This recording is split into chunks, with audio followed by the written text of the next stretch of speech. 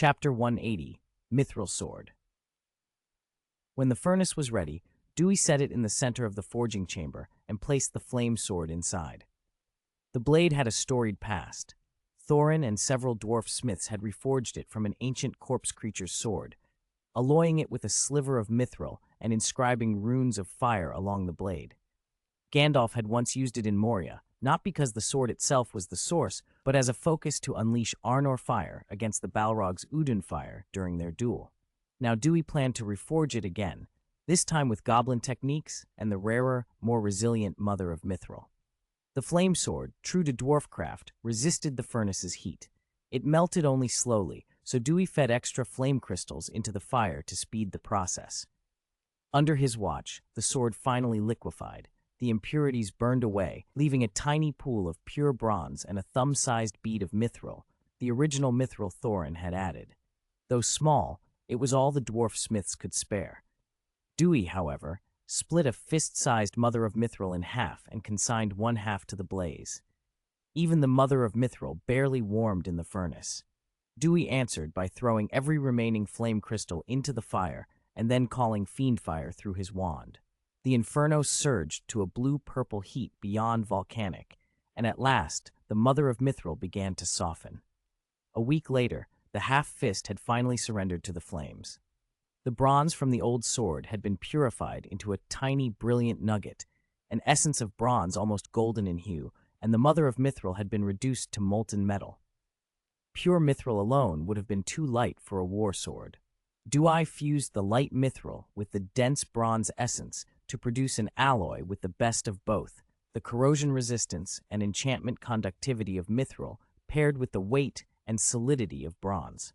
He removed the alloy as it solidified and hammered it with a mithril hammer tuned to a special frequency. Each strike wove magic into the alloy, helping the mother of mithril and bronze to bind. He remelted and calcined the metal, then hammered it again, repeating the cycle. For 3 months he worked this way, forge, hammer, melt, until the metals and the magic's memory fused completely. Finally, the alloy was shaped into a sword. Dewey used a mithril blade knife to carve runes along the blade, then bathed it in molten mithril for patination. When the inscription was finished, he plunged the glowing sword into a blood-red quench, a goblin potion made from dragon's blood. The metal cooled quickly, drawing in the potion's essence and leaving a faint, precious glow. After further tempering and polishing, a long, slender sword emerged, gleaming silver with a subtle golden warmth from the bronze within. The hilt was cruciform, a phoenix carved into the center of the crossguard. The tips of the guard flared like crowns and were set with red gemstones. A larger red stone capped the pommel. They were not rubies, but flame crystals carved to gem shapes. Miraculously, though they had once burned fiercely, these crystals were neither hot nor dangerous. Instead, they gave off a gentle, comforting warmth. In cold places, the wielder would feel warm, as if by hearth fire. Along the blade, an Arwen-shaped elvish inscription read, Duir, holder and master of the flame sword, wielding the fire of judgment, eliminating all enemies of darkness. Arwen had not only written the rune work, she had threaded it with will and power to judge and to cast out darkness.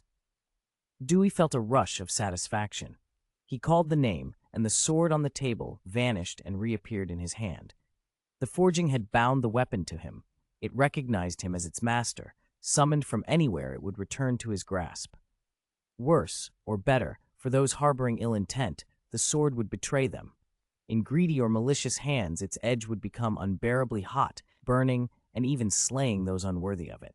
Because it was forged with mother of mithril, it was nearly indestructible and held formidable magical resistance, able, the legend said, to withstand even the most lethal of spells. The flame sword's most remarkable feature, thanks to goblin techniques, was its ability to absorb and integrate other substances and powers. Dewey tested this at once. He poured basilisk venom from a crystal vial across the blade. The metal drank it in. The sword acquired the venom's corrosive, poisonous properties. A wound from it could kill swiftly. He then drove the blade into a slain Balrog's body. The sword devoured the Balrog's flame essence, learning to consume and release fire. Calling fiendfire at the blade, he watched it swallow the inferno like a devouring maw. The The sword's own flames now bore some of Fiendfire's terrible character. Finally, with some reluctance, he brought out a vial of Eärendil's light, starlight dew, and let a few drops fall upon the blade. The starlight seeped in, cleansing the metal. The flame crystals in the hilt cleared and brightened, and whatever dark taint the Balrog had left was washed away. Even more astonishing, the blade could draw starlight when Eärendil's star was in the sky. If it absorbed enough starlight, it would become a true bane to creatures of darkness. Pleased, Duir placed the sword atop Amonsul, where Eärendil's light might bathe it night after night. With the reforging complete, Duir set aside the hammer. His attention turned once more to alchemy. Goblin forging and wizard alchemy shared unexpected overlaps, and his work with metals had deepened his understanding of transmutation. His greatest alchemical aim was the Philosopher's Stone, longevity and the possibility of a life that could match an elf's. He had the method recorded in the Book of Abraham, but theory and blueprint alone could not compensate for a lack of alchemical foundation. It was like handing a child a design for a weapon beyond their grasp. So Duir sought help from an unlikely source, his would-be father-in-law, Lord Elrond of Rivendell.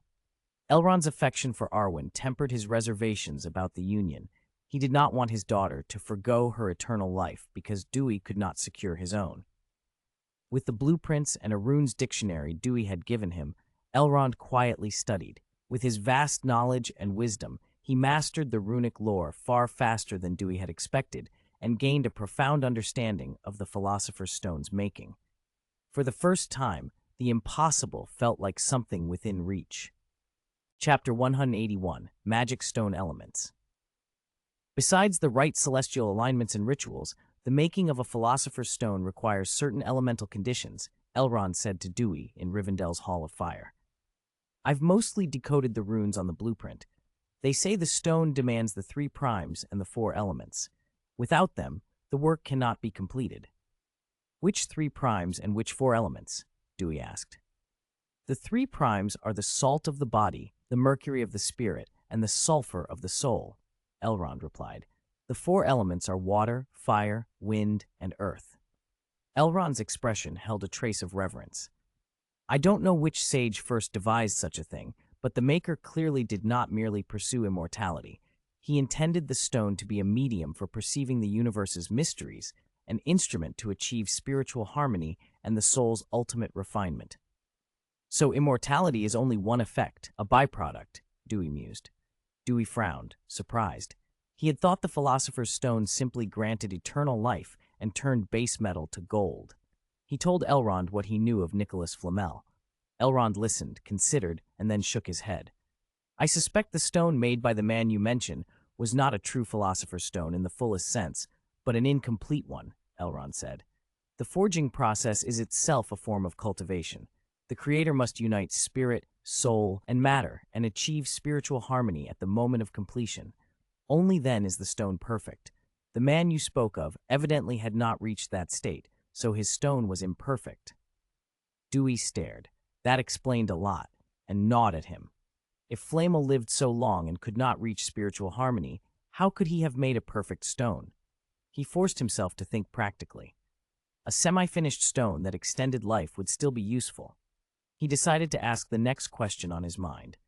Lord Elrond, I understand the 4 elements, but what exactly are the salt of the body, the mercury of the spirit, and the sulfur of the soul? Elrond answered, They are not literal salt, mercury, or sulfur. They are products of the unity of body, spirit, soul, and material reality. Where do I find them? Duir asked.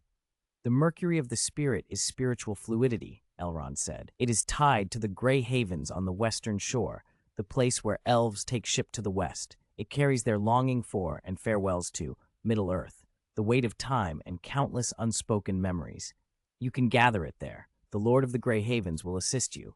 Of the 3 primes, this one is the easiest for you to obtain. Next, he continued, the sulfur of the soul represents the fire of the soul. It can only be found where souls linger. Aside from the halls of Mandos, there are places where souls that refused Mandos' calling wander, such as the men of Erech at the end of the Paths of the Dead in the White Mountains. Isildur cursed them for breaking their oath. Their souls were bound there after death. If you seek the sulfur of the soul, you must go there. But the dead forbid the living entry. Even I would not venture there lightly. If you intend to go, be fully prepared." Du nodded. He had heard of the paths of the dead, the legend of Isildur, forcing the men of Erech to swear an oath by a black stone. Should Gondor fall into dire peril, they must come to its aid. When Sauron later threatened Gondor, they avoided their oath. Isildur cursed them to find no rest until they fulfilled it. Their restless souls were trapped, and their realm became a place that denied life. Tales said Baldur, eldest son of Rohan's second king, once swore to take the paths and never returned. Only when Aragorn, with the reforged sword and claiming Isildur's line, summoned the dead to his service, did they move again. "And the salt of the body?" Dewey asked, anxious. Elrond had left it for last. Was it the hardest to find? "The salt of the body represents stability and vitality," Elrond said. "It is most likely to be found where life first arose. The elves' birthplace, Cuiviénen, sank long ago in the War of Wrath. The dwarves' origin is known only to the Valar who shaped them. The most promising place is the birthplace of men, Hildorian." Elrond's face grew grave. "Hildorian lies far to the east. I do not know its precise location. It may have been lost to time, and its lands lie within territory now controlled by Sauron. If you seek it, you must rely on yourself and beware Sauron. You have thwarted him before. He must despise you. One misstep, and you could fall into his grasp." Dewey's expression hardened. "I understand. Thank you, Lord Elrond. If not for you, I would never have learned this so quickly." Elrond smiled faintly, but then sighed. "Truthfully, I would advise patience for 2 years. After Lady Galadriel purifies the heart of the Balrog, perhaps its undying fire can be forged into a phoenix fire that grants immortality. The Philosopher's Stone involves many uncertainties. The paths of the dead and the Far East are perilous. One mistake could mean damnation. I would not have Arwen broken-hearted over you." Dewey met Elrond's concern with solemnity. "I promise I will not put myself into an irreparable situation or give Arwen cause for grief." Elrond nodded, his smile gentler. "I am willing to trust you."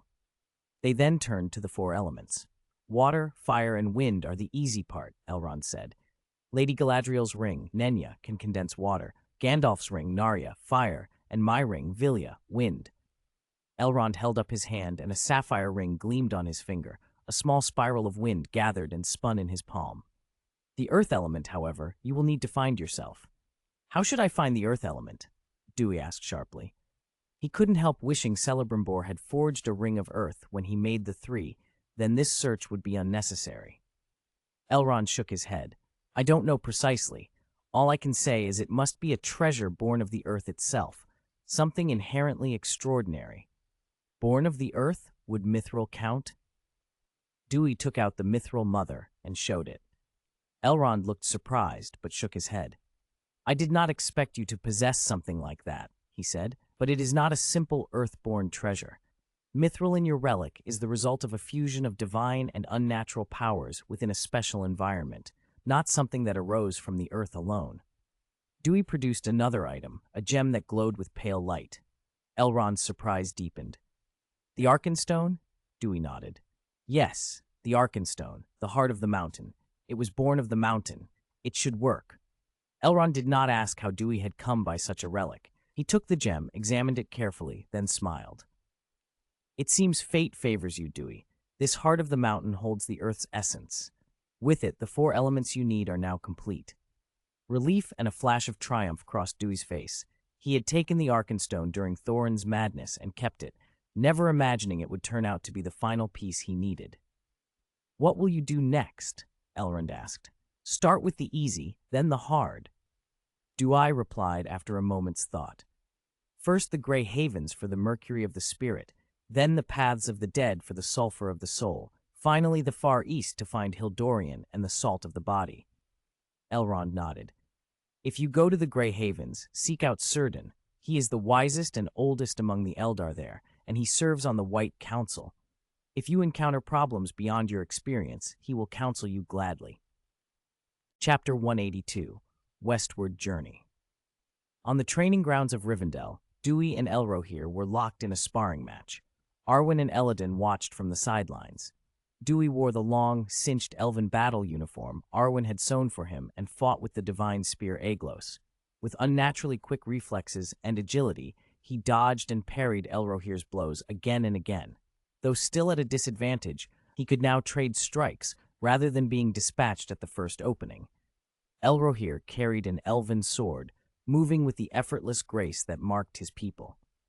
His face was relaxed, but his eyes held a clear, appreciative interest in his opponent. Having trained with Elrohir and Elladan for years, Dewey had unconsciously absorbed something of their style. If one ignored his ears, it would be easy to mistake him for an elf. The Entdrot from the Ent had fortified his body so that he no longer lagged behind an elf in physical condition. That, more than anything, explained how he could last as long as he did against a warrior with centuries, if not millennia, of experience. Elladan watched with approval. "Dewey's improving fast," he said. "Given more time, he could become a formidable fighter." Arwen's gaze followed Dewey's movements. She shook her head slightly, smiling with gentle certainty. "He doesn't need to be a great warrior. Magic is his true strength." Elladan chuckled. "True enough. If Dewey could use magic freely today, Elrohir and I would be the ones on the ground." As always, the sparring concluded with Dewey's defeat. Elrohir sheathed his sword and handed Aeglos back to him, smiling. "Your skill has almost peaked for these drills. You can best many elven warriors now.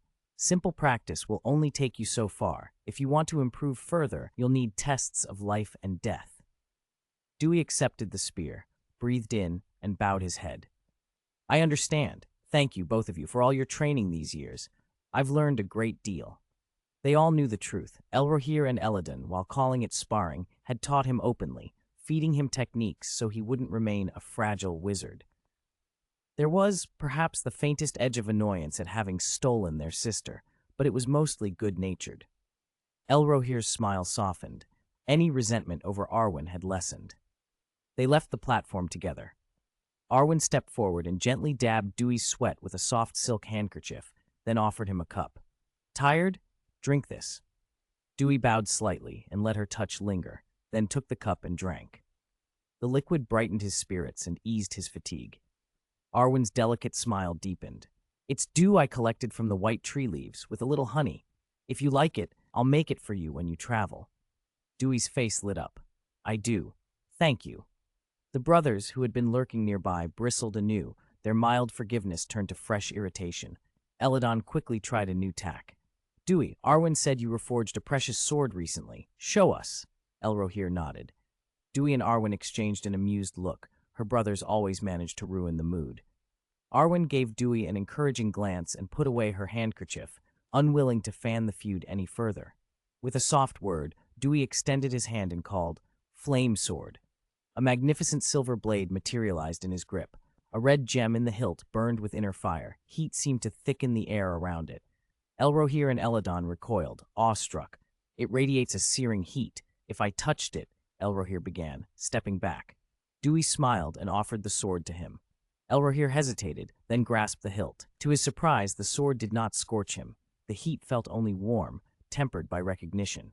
Arwen explained, "The flame sword is very hot, but once it acknowledges Dewey and he permits it, it will not burn anyone." At that moment, Elrond approached with Lindir. "Lord Elrond," Arwen and the brothers greeted him. Elrond's eyes fell at once to the blade in Elrohir's hands. He smiled. "I felt heat from some distance," he admitted. "May I see it?"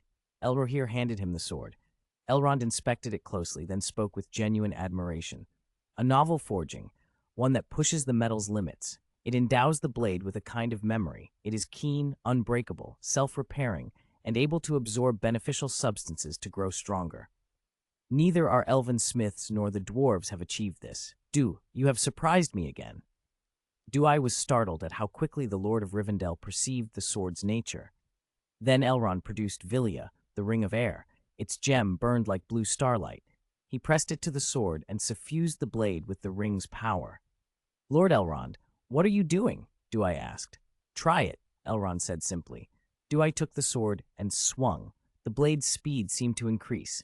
Air offered no resistance, but rather followed and pushed the stroke. A moment later, a razor of wind shot from the sword and cleaved a nearby boulder in two. The cut was unnervingly clean, with scorch marks and melted edges that showed the blade's attacks carried both piercing force and searing heat. "Sword chi?" Dewey muttered, more pleased than surprised by the comparison to the tales of other worlds. The flaming blade had become not only a close combat weapon, but also a ranged instrument. He turned to Elrond, gratitude plain on his face. "I don't know how to thank you." Elrond shook his head lightly. "Then go and come back in safety. Don't make Arwen worry." Dewey looked at Arwen. His expression softened. "I will return safely," he promised. With the departure looming, Elrond, Elrohir, and Eladon left the couple to their final moments together. They wandered slowly through the river valley's winding, lamplit corridors. Elves keep their feelings quiet. Arwen did not cling or demand to go with him. Instead, she said gently, "While you are gone, I will remain at Hogwarts to look after your companions and our people. Don't worry about things at home. Just keep yourself safe." She unclasped the Evenstar and placed it in his hand. "Let it stand for me and keep you. Wherever you go, I am with you." Dewey held the star-flecked gem, then wrapped his arms around her. He breathed in her scent and said, husky with feeling, "I'm so glad you're here." Arwen startled, then smiled, eyes full of quiet starlight. She put her arms around him and stroked his broad back. For the next few days, Dewey stayed by her side. They rode together to Weathertop. Every morning she gathered dew from the white tree to make the drink, or picked fruit from the melon trees for Lembas. She packed these with care as his water and rations.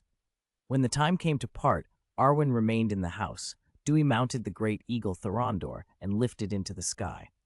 His first true waypoint was the Grey Havens on the western shore. But he would not take the Floo Network shortcut to Bilbo's house. Besides seeking materials for a Philosopher's Stone, there were things to mark off his map. He veered north first, intending to detour to Fornost Erain before turning west.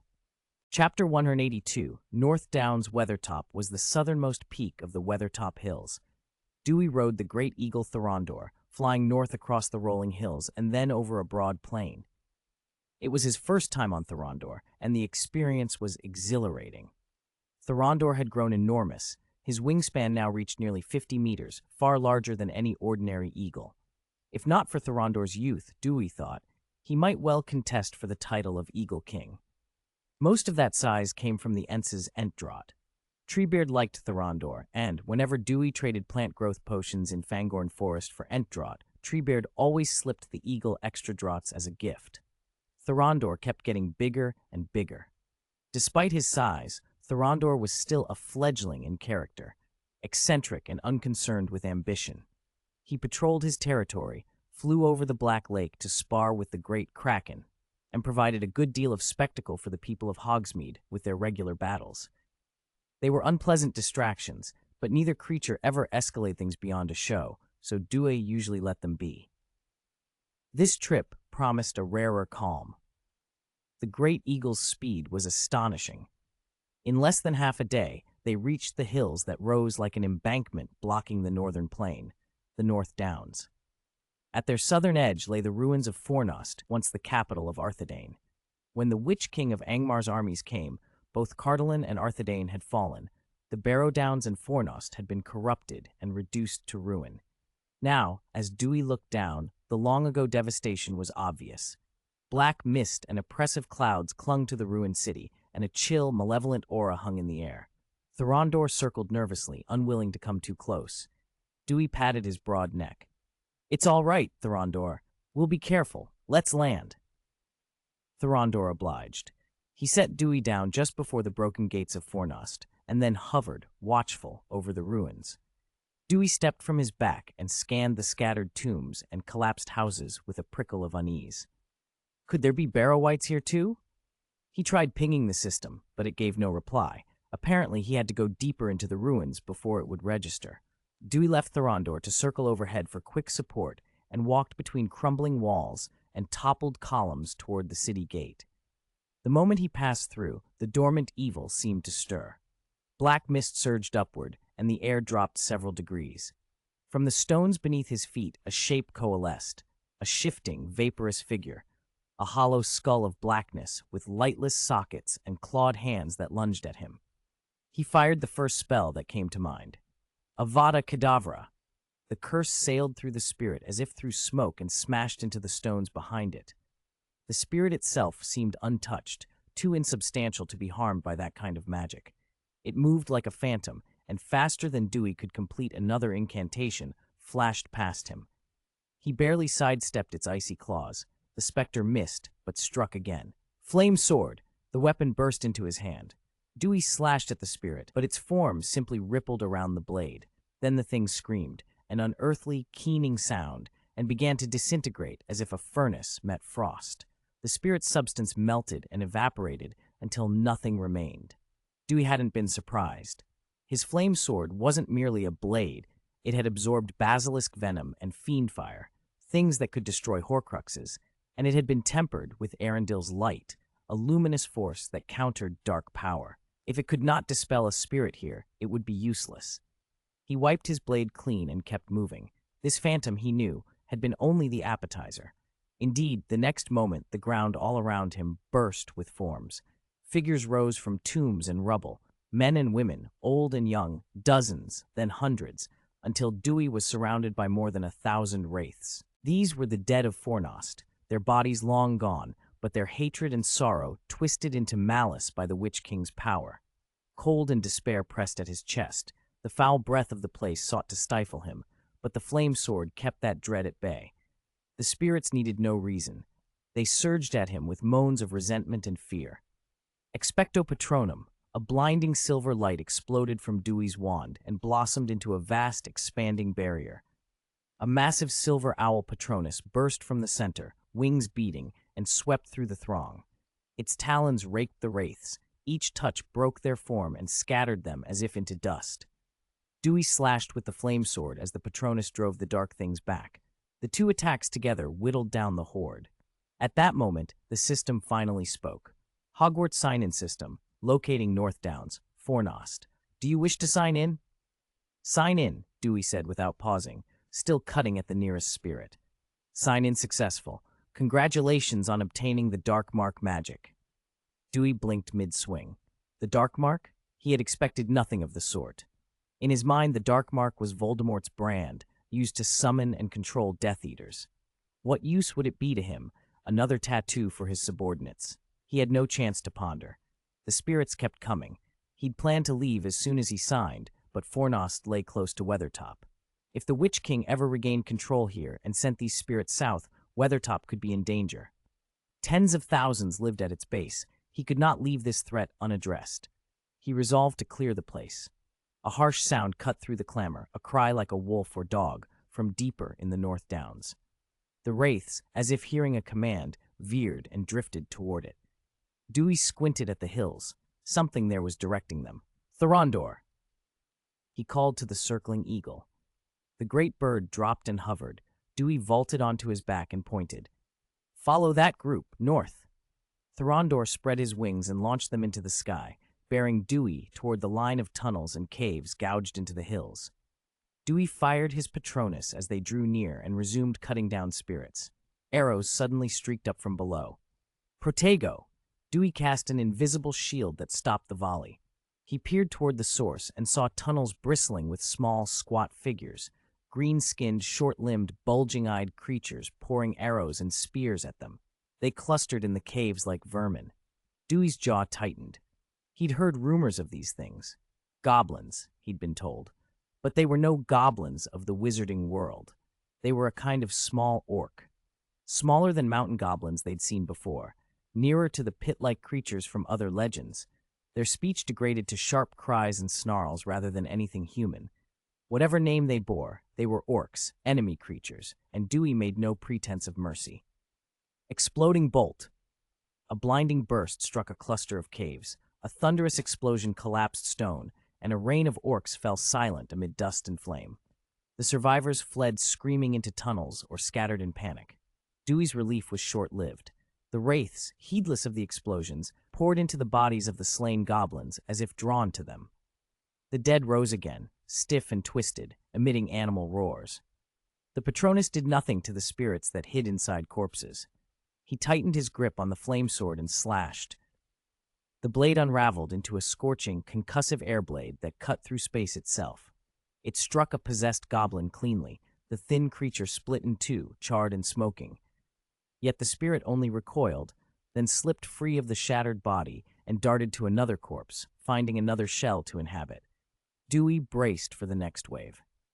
The ruins of Fornost were waking, and however many bodies he shredded, more hands would seize them unless he could find and silence the one calling them. Chapter 184, Demon Wolf. Duir's brows tightened as he watched the corpses of the goblins he had slain become vessels for foul spirits.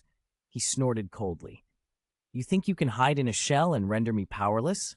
Let's see how well you hide without it. He flicked his wand and called Fiendfire.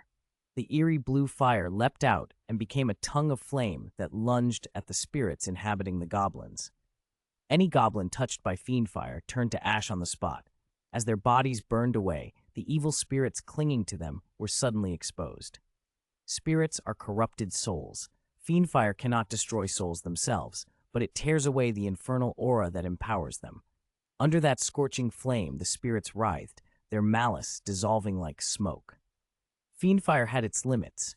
Though it could consume nearly any combustible, and even bake metal until it cracked, it could not burn earth or large stone. The formless spirits slipped through the ground and took shelter below the surface, out of the fire's reach. The goblins were not so lucky. Terrified, they fled or dove into tunnels, only to have Fiendfire hunt them like a blood-scenting snake. The flames probed cave mouths, forcing the goblins deeper until no hiding place remained. The scattered orc and goblin bands that used the ruined forts of the North Downs as lairs were annihilated. When the last goblin ash drifted away, Duir still did not snuff the flames. Instead, with a twist of magic, the Fiendfire coalesced into the shape of a balrog, and he set it upon a half-collapsed watchtower standing on a nearby rise. The Fiendfire balrog radiated blistering heat and materialized a whip of flame that lashed the masonry. Stones shattered under the heat. Fiendfire could not burn rock, but could bake it until it exploded. Duir's voice was a cold chuckle. Coward, you think hiding will save you? He followed with an exploding bolt. The tower detonated, rubble and dust filling the air. Whatever had been sheltering inside was forced out. A huge wolf, wreathed in black mist, sprang free, moving with shocking speed and grace. In a few bounds, it reached a deep pool of water 100 paces away. It was the size of an ox, a malevolent presence. Its eyes glowed with a bloody light, and the air around it hummed with dark sorcery. Saliva hissed where it struck the ground. Duir's first thought was warg, then he dismissed it. Wargs were large, intelligent wolves corrupted by darkness, but they did not radiate this kind of concentrated malice, nor this level of power. In his mind, the creature was no mere wolf, but something far more dangerous, an infernal beast wearing wolf's skin. Then the wolf spoke. Black-robed wizard Duir, it said in a voice that was surprisingly articulate. I have heard of your deeds. I do not wish to be your enemy. Duir narrowed his eyes. You know of me? The wolf's tone was smooth, almost flattering. The wizard in black, tamer of dragons, slayer of balrogs, scourge of the orcs. Your name echoes even in the dark places. What are you truly? You are unlike the wargs I have known. Wargs, the wolf sniffed with contempt. They are merely beasts ridden by orcs. Then it adopted an air of high proudness. I am Skull, a demon wolf. My line goes back to the great patriarchs Draugluin and Carcharoth, the guardians of Morgoth. The name struck Duir like a chill. He remembered the old records he'd read in Rivendell, demon wolves bred and tainted by Morgoth, spirits bound into fanged bodies. Draugluin had once guarded Morgoth's halls and was slain by Huan in the tale of Beren and Luthien. Carcharoth had been graced or cursed with the power to devour elves and men. He swallowed a Silmaril, was burned by it, went mad, and was finally brought down in a tragic, world-shaking struggle that cost heroes their lives. Demon wolves were not merely large or clever, they were legendary predators of doom. Skull's arrogance made sense now. Even so, Duir had known that the wargs themselves were spawned in part from such dark stock, kin, but lesser. He had not expected Skull's sneering disgust for orcs and wargs alike. Skull pressed his advantage. Our numbers dwindle. I have kept to the North Downs, taking tribute from goblins, avoiding war. If you stop hostilities and negotiate, I will not menace your lands. Better, join with me. I can call kin and armies of the dead. We follow only the strong. You have conquered dragons and slain balrogs. We would follow you. Imagine an army whose hide resists elf swords, whose claws rend dwarf armor, whose venom slays orcs. We could make you king of the northern lands." He gestured, and the spirits that had slipped underground rose obediently, drawn to the demon wolf as to a leader. They swarmed, a writhing host around him. "Wizard Duir, will you accept? With us and these spirits, no one in Eriador could stand in your way." Duir considered them and then snorted. "I don't think so." Skull blinked, stunned. What do you mean? Why refuse?" Duir's sneer was slow and cold. "Wolves are cunning, yes, but your silver tongue is not new. Did you learn it from Sauron? Too bad he never taught you that I have tangled with him more than once. There's a stench about you I cannot ignore, Sauron's taint." Before the wolf could answer, Duir spoke the curse. Avada Kedavra. A flash of green lunged toward Skull. The demon wolf's reflexes were astonishing. He twisted and leapt, narrowly avoiding the killing curse. But Duir's trap was already closing. The fiend fire that had been loosed around them flared and shaped itself into a ring, hemming the beast in. Flames roared up in a circular wall, cutting off every escape. Skull dodged, rage and fear in his red eyes, slashing at the flames and testing for a way out, but the ring held. As despair flickered across him, he did something grisly and cunning. He opened his mouth wide and inhaled. The unbound spirits that had been circling him poured in, dragged by his will, and he swallowed them. Power surged through him. The black mist around his pelt thickened into a living shroud that pushed the fire back, buying him breathing space. Though the flames licked and ate at that mist, Skull condensed, shrank into a shadow, and in a flash slipped through the ring of fire. He was gone, slipped away on a black wind that left ash and the bitter tang of brimstone in the air. Duir watched the spot where the demon wolf had stood, the fire's heat already starting to die as it consumed the last of the spirit's auras. The threat had fled, for now.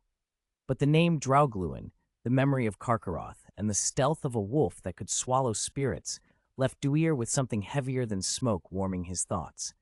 An enemy had escaped, and it had learned to use the dead. Chapter 185, Evil Spirit Parasite. The demon wolf's sudden burst of speed startled Duir, but it didn't break his pursuit. "Thorondor, after it!" The great eagle Thorondor gave a piercing cry, beat his wings, and became a streak in the air, closing on the demon wolf. Whatever speed the wolf had, it could not match the eagle's aerial advantage. Thorondor soon swooped almost alongside it, talons extended. The demon wolf twisted at the last instant, slipping aside as if it had eyes in the back of its head. "Avada Kedavra!" Duir shouted from the eagle's back, green light flaring from his wand. The killing curse struck. The demon wolf howled in agony as several dark essences peeled away from its body and vanished. The wolf faltered, but only for a heartbeat before it was off again, sprinting with renewed desperation. It didn't die. Duir's eyes widened. He had been certain the curse would end it. Then he realized why it hadn't. The wolf had absorbed hundreds of evil spirits. Dozens of souls were trapped inside its flesh. Avada Kedavra destroys a soul, and so destroys the body. His curse had stripped away only a few of the lesser spirits, not the main, dominant one, so the wolf remained alive. Throwing more killing curses away would be pointless. The demon wolf craned its head and let out a long, piercing howl toward the forest. Almost immediately, a dozen howls answered from the North Downs. Duir frowned. In moments, a pack of demon wolves, each as large as an ox, surged into view, clearly answering to a leader, the Wolf King, Skull. Duir didn't wait for them to assemble. He slashed with his flame sword. A blade of searing air bit through the nearest wolf, cleaving it at the waist. The creature burst into flames, shrieking. A high, ghostly scream escaped with it as the evil spirit fled the burning carcass in a drift of black smoke. The corpse disintegrated into ash. Skull lunged and swallowed the drifting spirit whole. Immediately his aura swelled, his size increased. Duir's face darkened. Killing one wolf only made Skull stronger. For a moment, Duir hesitated.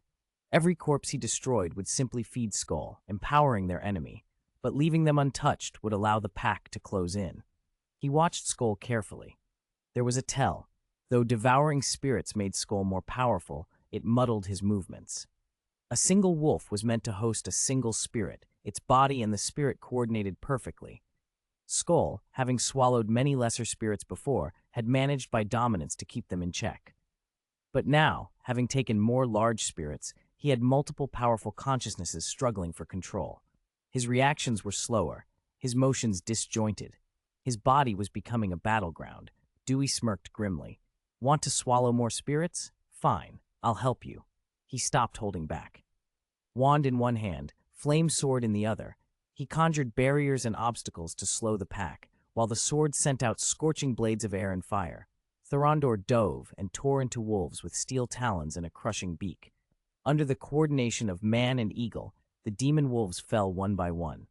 With each death, a black smoke of a spirit escaped and howled, and each time Skull, in his frantic greed and confusion, would swallow it, growing ever more enormous and saturated with evil.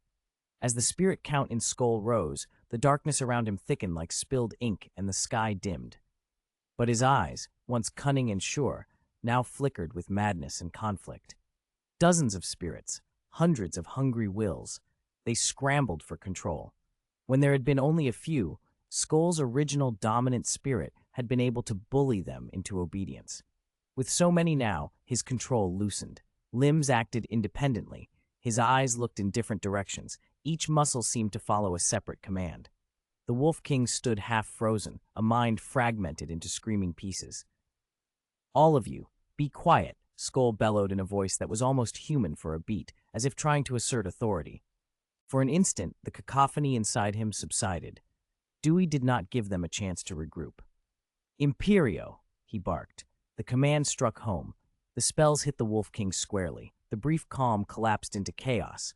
The spirits inside Skull erupted into furious infighting, each wolf frantically battling for dominance.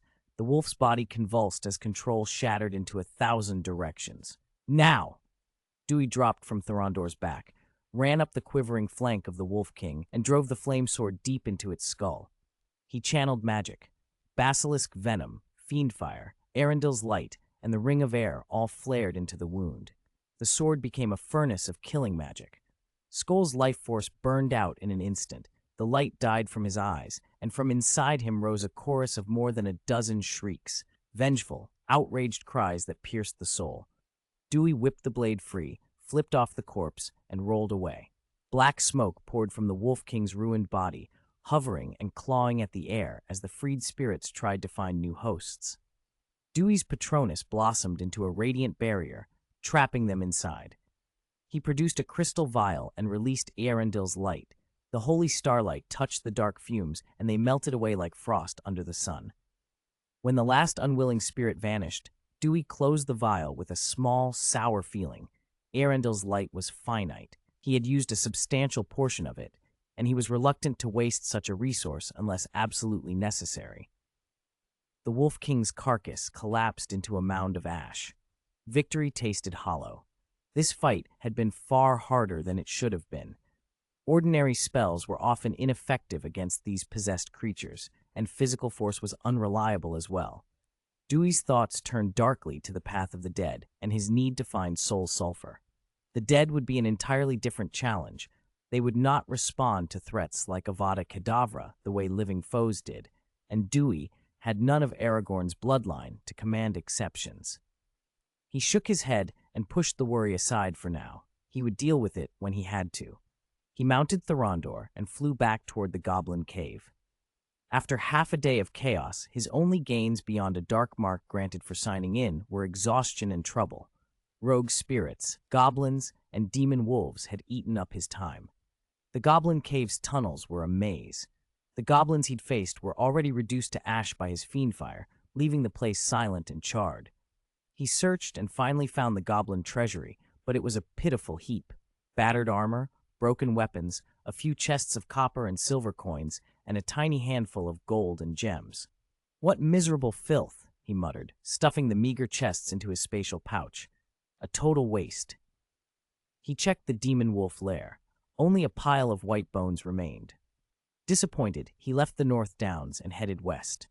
His next sign-in point was Anuminas, and after that he would press southwest toward the Grey Havens. Anuminas had once been the capital of the northern kingdom of Arnor, until Arnor split into Cardolan, Arthedain, and Rudor. The city fell into decline and abandonment. Only in the days of the reunited kingdom would it be restored by Aragorn. Thorondor carried Duir for half a day before a broad lake appeared down in the valley, Lake Nenuil, the twilight lake that borders the outskirts of Annúminas. It fed the Brandywine and marked the boundary of the Shire. Duir gazed at it for a while, thinking of the road ahead and the dead paths he still had to walk. Chapter 186, Annúminas Lake. Evandam lay cradled by rolling hills on three sides, a wide plain opening to the east where the lake's waters flowed out and then bent south toward the sea. From high atop a great eagle, Duir looked down at the land. Below him, perched on a gentle slope at the lake's southeastern shore, rose the ruins of a once great city of white marble, Annúminas, the lost capital of Arnor. The city still hinted at its former magnificence. Though time and war had taken their toll, Duir could pick out the traces of a bustling trade market, residential quarters, pools and gardens, and the royal palace among the broken walls and standing facades. At the city's heart, a round tower rose nearly level with the surrounding heights, the chamber of Annúminas, the seat of kings. Here the ancient rulers of Arnor and even Elendil himself had once held court. Here had been kept the Annúminas Palantir, one of the northern kingdom's seeing stones, the other being the Amonsul Palantir in the great tower of Weathertop. The scepter of Annúminas, once the possession of a Númenorian prince and later the symbol of Arnorian kingship, had also been kept here. When Arnor splintered, the Palantir and scepter were moved to Fornost, the capital of Arthedain. After Fornost fell to the Witch King of Angmar, the last king of Arthedain had taken the Palantiri out to sea. Both the Annúminas and Amonsul stones were lost beneath the waves. Only the scepter had been retrieved and entrusted to Elrond. Duir remembered having seen it in Rivendell, set beside the broken blade Narsil. East of the city ran the King's Road, the burial way for Arnor's kings, Elendil among them. The city's grand gates and tall walls still stood in places. Though abandoned, Annúminas retained an almost unbearable beauty and a weight of history. Because the city had been deserted rather than sacked, many of its principal buildings had escaped the devastation suffered elsewhere. If properly restored, it might yet be magnificent again. Duir patted the great eagle's flank. Sauron dog, let's land. As the eagle swept down, a group of figures emerged from a shadowed corner of the city, bows already raised, watching the descending bird and its rider with wary vigilance. The men were tall and dark-haired. Their bearing and features told Duir at once who they were. I mean no harm. Are you Dunedain? He called, his voice low but carrying clearly down to them. The archers stiffened, their pupils narrowed. They recognized at once that this was no ordinary traveler, and their bows lowered fractionally, still poised. The great eagle's enormous wings stirred a gust that ruffled their cloaks. They were plainly astonished. The eagle settled in a broad, plaza-like space. Duir dismounted and greeted the band with a friendly smile as he walked toward them. Please don't be alarmed. I was passing by and came down to see your city. Forgive me if I've caused a disturbance. Who are you? Demanded the eldest, a man of perhaps 50. Duir named himself. I am Duir. I dwell at Weathertop. The man's eyes widened. Duir, the black-robed wizard? The Lord of Dragons? That would be me, Duir nodded, amused. At once, the Dunedain relaxed and stowed their bows. I am Talmir, the elder said, introducing himself and the others. Kellen, Kellum, and Falas, and Findel. We're men of the clan who keep this place. Talmir frowned, then asked, cautious. Where are you bound, Wizard Duir? Why are you passing through? Duir didn't mind the question. I've heard Annúminas long abandoned. I didn't expect anyone to be here. I'm on my way to the Grey Havens, visiting the Lord there, and thought I would take in some of the old sights. I stopped at Fornost first. He had to shake his head at that. Fornost is a ruin. Talmir's face went pale. You went to Fornost? I hope you didn't wake the evil things said to dwell there. Duir smiled and shook his head. My luck wasn't good. I met evil spirits and goblins and wargs as well. It was troublesome, but I cleared them out. At that, the Dunedain were stunned. They already avoided Fornost, believing it haunted. They had spread warnings so outsiders would not court danger. Goblins were known, remnants of orcs in the North Downs, but the presence of wargs so far south unsettled them. Talmir and his companions had spent their lives guarding the lost realm of Arnor, fighting dark things. The mention of wargs brought back memories of heavy losses. Duir could see the alarm on their faces and added gently, "Don't worry, they were dealt with. If those creatures had been allowed to move south toward Weathertop, they would have threatened the region. I could not leave that risk." They exchanged looks. Word of Duir's restoration of Amon Sul and the establishment of his hold at Weathertop had already circulated among the scattered Dunedain. Though the land of Weathertop had once belonged to their people, Duir's strength and standing had tipped things in his favor. They had tacitly accepted his authority. Now, hearing that he had pacified the North Downs, they began to understand a little more of his power. "May we look around?" Duir asked.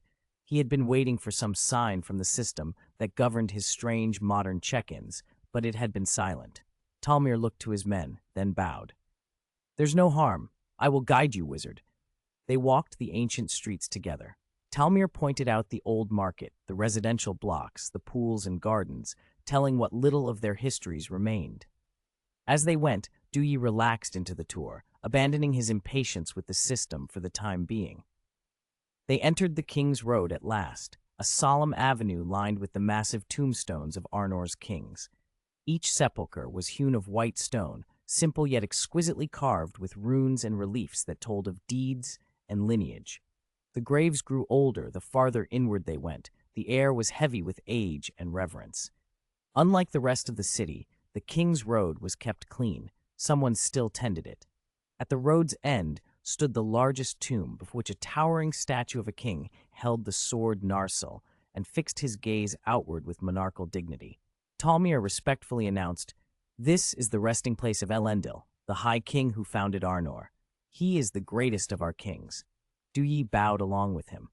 He had read of Elendil, the man who in his prime had stood against Sauron himself, and whose sacrifice had delayed the Dark Lord's rule over Middle-earth. He felt genuine admiration. Quietly, he offered a small tribute. "Orchids bloom," he murmured. Colorful blossoms unfurled at the statue's base as if summoned by the word. Talmir's face softened. He felt immediate warmth and respect for the wizard who honored his ancestor. Even so, the system remained silent. Duir finished his tour of the city, and at last they climbed to the Chamber of Annúminas, the palace at the summit where a throne had once stood. There, among the ruined halls and the ringed stones of power, the familiar, incongruous voice finally spoke. "Hogwarts check-in system, locating Annúminas, Chamber of Annúminas. Do you wish to check in?" Duir paused, looked out over the ruined city one last time, and, almost without thinking, answered in his mind, "Check in." Chapter 187, Ravenclaw Diadem. Sign-in successful. Congratulations, you have obtained the alchemy blueprint for the Ravenclaw Diadem. Duir stared at the message, stunned and then pleasantly surprised. He hadn't expected this from a simple sign-in. The Ravenclaw Diadem, Rowena Ravenclaw's legendary relic, and the treasure of Ravenclaw House, was said to heighten the wearer's wisdom. Generations of Ravenclaws had sought it out. Its legend even spawned a tragic tale. Rowena's daughter Helena envied her mother's wisdom and believed the diadem was the source. She stole it and fled to Albania. When Rowena fell ill and longed for her daughter, she sent the Bloody Baron, who loved Helena, to bring her home. The Baron found Helena in an Albanian forest. She hid the diadem in a hollow tree and refused to return. In a quarrel, the Baron, driven from love to hatred, killed Helena and then took his own life. Heartbroken, Rowena soon died as well, and the diadem's location was lost. Helena and the Bloody Baron returned as ghosts at Hogwarts, Helena as the Grey Lady, Ravenclaw's ghost, and the Baron as the Slytherin ghost. Centuries later, Tom Riddle extracted Helena's secret and made the diadem his fifth Horcrux, hiding it in the Room of Requirement. It was ultimately destroyed by Fiendfire during the Battle of Hogwarts. Despite the diadem's fame for conferring wisdom, it never proved its power in the stories. Its true nature remained obscured. Now that Duir held the alchemical design, the truth was clear. Rowena Ravenclaw had not only been wise, she was a master alchemist. The diadem was an alchemical construct designed to enhance cognitive function. It did not infuse someone with instant wisdom. Instead, it stimulated mental potential, accelerating brain processes, sharpening perception, and helping the wearer absorb and analyze information more quickly. It was a force multiplier for learning. With it, study and research could proceed far more efficiently, and accumulated knowledge would lead to genuine wisdom. That, Rowena's inscription, "Wit beyond measure is man's greatest treasure," warned, is the point. The diadem amplifies effort. It does not replace it. Helena's tragic misunderstanding of that truth had been the root of the centuries of sorrow. Dewey wasn't disappointed that the diadem didn't make anyone instantly brilliant. Far from it, he wanted it all the more. For someone determined to study, an enduring, safe enhancer of cognition was invaluable. There were potions with similar effects in the magical world. Baruffio's brain elixir, the wit sharpening potion. Students took it before exams to clear their minds and quicken their reflexes, but the school forbade its use in major exams. Its effects were temporary, and its misuse produced dizziness, blurred vision, anxiety, and confusion. The Ravenclaw diadem, by contrast, was a permanent side-effect-free augmentation for the serious learner. With such a prize from the sign-in, Dewey felt the journey had been more than worth it. He planned to leave Numinous soon, but as he prepared to summon Thorondor, the Great Eagle, he noticed something odd over Twilight Lake. Thorondor circled above, surrounded by a flotilla of very large white birds. The birds kept catching huge fish and presenting them to the eagle as if in tribute. Dewey squinted. Those weren't ordinary birds. They were owls, enormous snowy owls with wingspans of 4 to 5 meters. Their pure white feathers were immaculate, like the first snow of winter, and even their toes looked like polished white jade. "What species are those owls? I've never heard of them," Dewey asked Talmir, who stood beside him. Talmir glanced up without surprise. "Great snowy owls. They once nested on Numenor. When our ancestors sailed to Middle-earth, some of them followed, but they're rare now." "Are they yours?" Dewey asked. Talmir shook his head. "They are proud creatures. They don't resist humans, but they don't submit either. They value their freedom. At most, they'll visit and stay a while, like a lord calling on a friend, then depart. They live in the northernmost pine woods of the Twilight Hills and come here to fish," he added. The moment Dewey heard they had no human owner, courtesy vanished. A wizard without an owl? Unthinkable. These great snowy owls were exquisite. How could he resist? He had considered ravens before, after seeing dwarves use them for messages, but ravens weren't as elegant. Thorondor was far too large to be a messenger. So with a grin, Dewey shifted into his animagus form. Under Talmir's astonished gaze, he became an owl and flew toward Thorondor and the snowy flock. In bird form, he could understand their calls. As he drew near, he heard the owls address Thorondor reverently as king, each presenting fish as if paying tribute. The way they fawned at the Great Eagle struck Dewey as oddly obsequious, not the aloof pride Talmir had described. "Thorondor, are these your new friends?" Dewey asked, flying to the Great Eagle. "They are my new subordinates," Thorondor replied with a proud tone, pleased to show off at Dewey's approach. The snowy owls looked on, astonished. Seeing a smaller owl being called the Great Eagle's master widened their round eyes to comical proportions. One owl was so surprised it dropped its fish and stammered, You are the master's master?" Watching the flock's flustered faces amused Dewey. He teased, "Yes, why? Doesn't it suit me?" The owls looked thunderstruck, as if their world had gone topsy-turvy. An owl standing above an eagle? Impossible. Then Dewey alighted on Thorondor's back and shifted back into a human. The great snowy owls, who had been debating whether the newcomer was an owl or a human, finally relaxed. It was a human after all. The relief on their faces was palpable. Dewey put on a congenial smile, the sort of charm that melts resistance. Thorondor had vouched for them already. With that endorsement, Dewey promised them comfortable lodgings at Weathertop, constant food, and a safe place to nest. Flattered and persuaded, the naive great snowy owls agreed.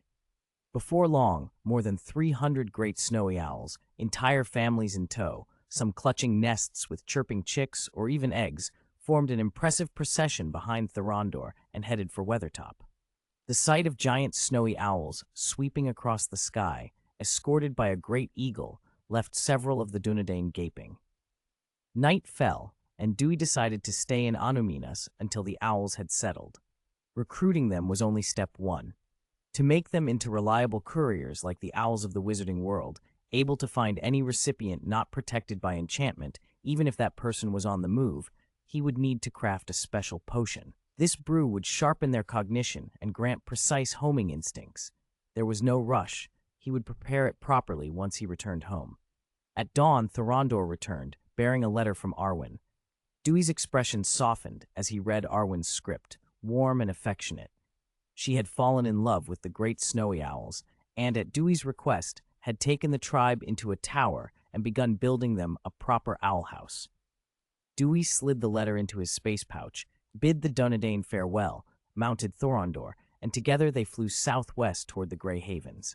Chapter 188, Grey Havens. The last light of the setting sun washed the Grey Havens in a soft, western glow as the great eagle bore Duir toward the bay. The havens sat where the Loon River opened into Loon Bay, the whole inlet shaped like a giant arrowhead driving inland between the Blue Mountains toward Eriador. From here the road ran east to Rivendell. From a distance one could almost see the two places balanced along that ancient route. Cliffs rose on either side of the mouth of the bay, and elven houses were hewn from the stone. On the headlands, twin lighthouses, tallest of the haven's buildings, sent warm beams out into the gathering mist, their light cutting through fog and guiding ships safe from far-off seas. A host of vessels lay at anchor, tall sailing ships, graceful elven craft, and smaller boats that rocked on the undulating water, their lanterns beginning to glitter like stars. From the eagle's back, Duir watched the scene below. When they landed on the road outside the port, a scattering of elves looked up with composed curiosity. The great eagles were messengers of the Valar and friends to the elves. Their coming caused no alarm. Duir dismounted. A silver-haired elf stepped forward and addressed him in the common tongue. "Guest from afar, may I ask what brings you to the Grey Havens?" Duir inclined his head and answered in Elvish. "I am Wizard Duir of Weathertop, Hogwarts Castle, and I have come to see Lord Círdan." The silver-haired elf's face brightened in recognition. He returned a graceful bow and spoke in Elvish with a formal politeness. "So it is the Lord of Amon Sul who has come. The westward-bound elves have sung of your deeds. It is an honor to see you. I am Galdor, Lord Círdan's steward. But I must tell you, you have not come at a fortunate hour. Lord Círdan sailed with a company of elves for the Blessed Lands not long ago, and has not yet returned." Duir felt a quick disappointment. "That is unfortunate," he said. "Lord Elrond entrusted me with a letter for Lord Círdan. I had hoped to hand it to him in person." Hearing Elrond's name made Galdor all the more attentive. "There is no need to hurry," he replied. "You may stay in the Havens for a few days. If nothing unforeseen delays him, Círdan should be back within a month." "That will do," Duir said. The absence of Círdan was a setback, but not a ruin. His principal business in the West was not a visit to Círdan, but the search for the Mercury of Spirit. Meeting the shipwright was secondary. Galdor led him into the town. The Grey Havens were strongly held, walls of great stone, terraced fortresses carved from the cliffs themselves, easily defended and hard to assault. The harbor's inner waters spread wide and could hold many ships, though the entrance from Loon Bay narrowed. The lighthouses on the headlands guided vessels in single file through the mists that hung over the bay like a shawl. Galdor took Duir to a dwelling called the Boathouse, cut into the cliff face and containing many rooms across several levels. It served as temporary lodging for elves bound for the west.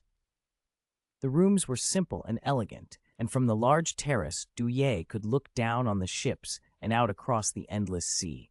He lingered there as night fell, watching the sun die on the horizon and listening to elven voices and the low music of the sea.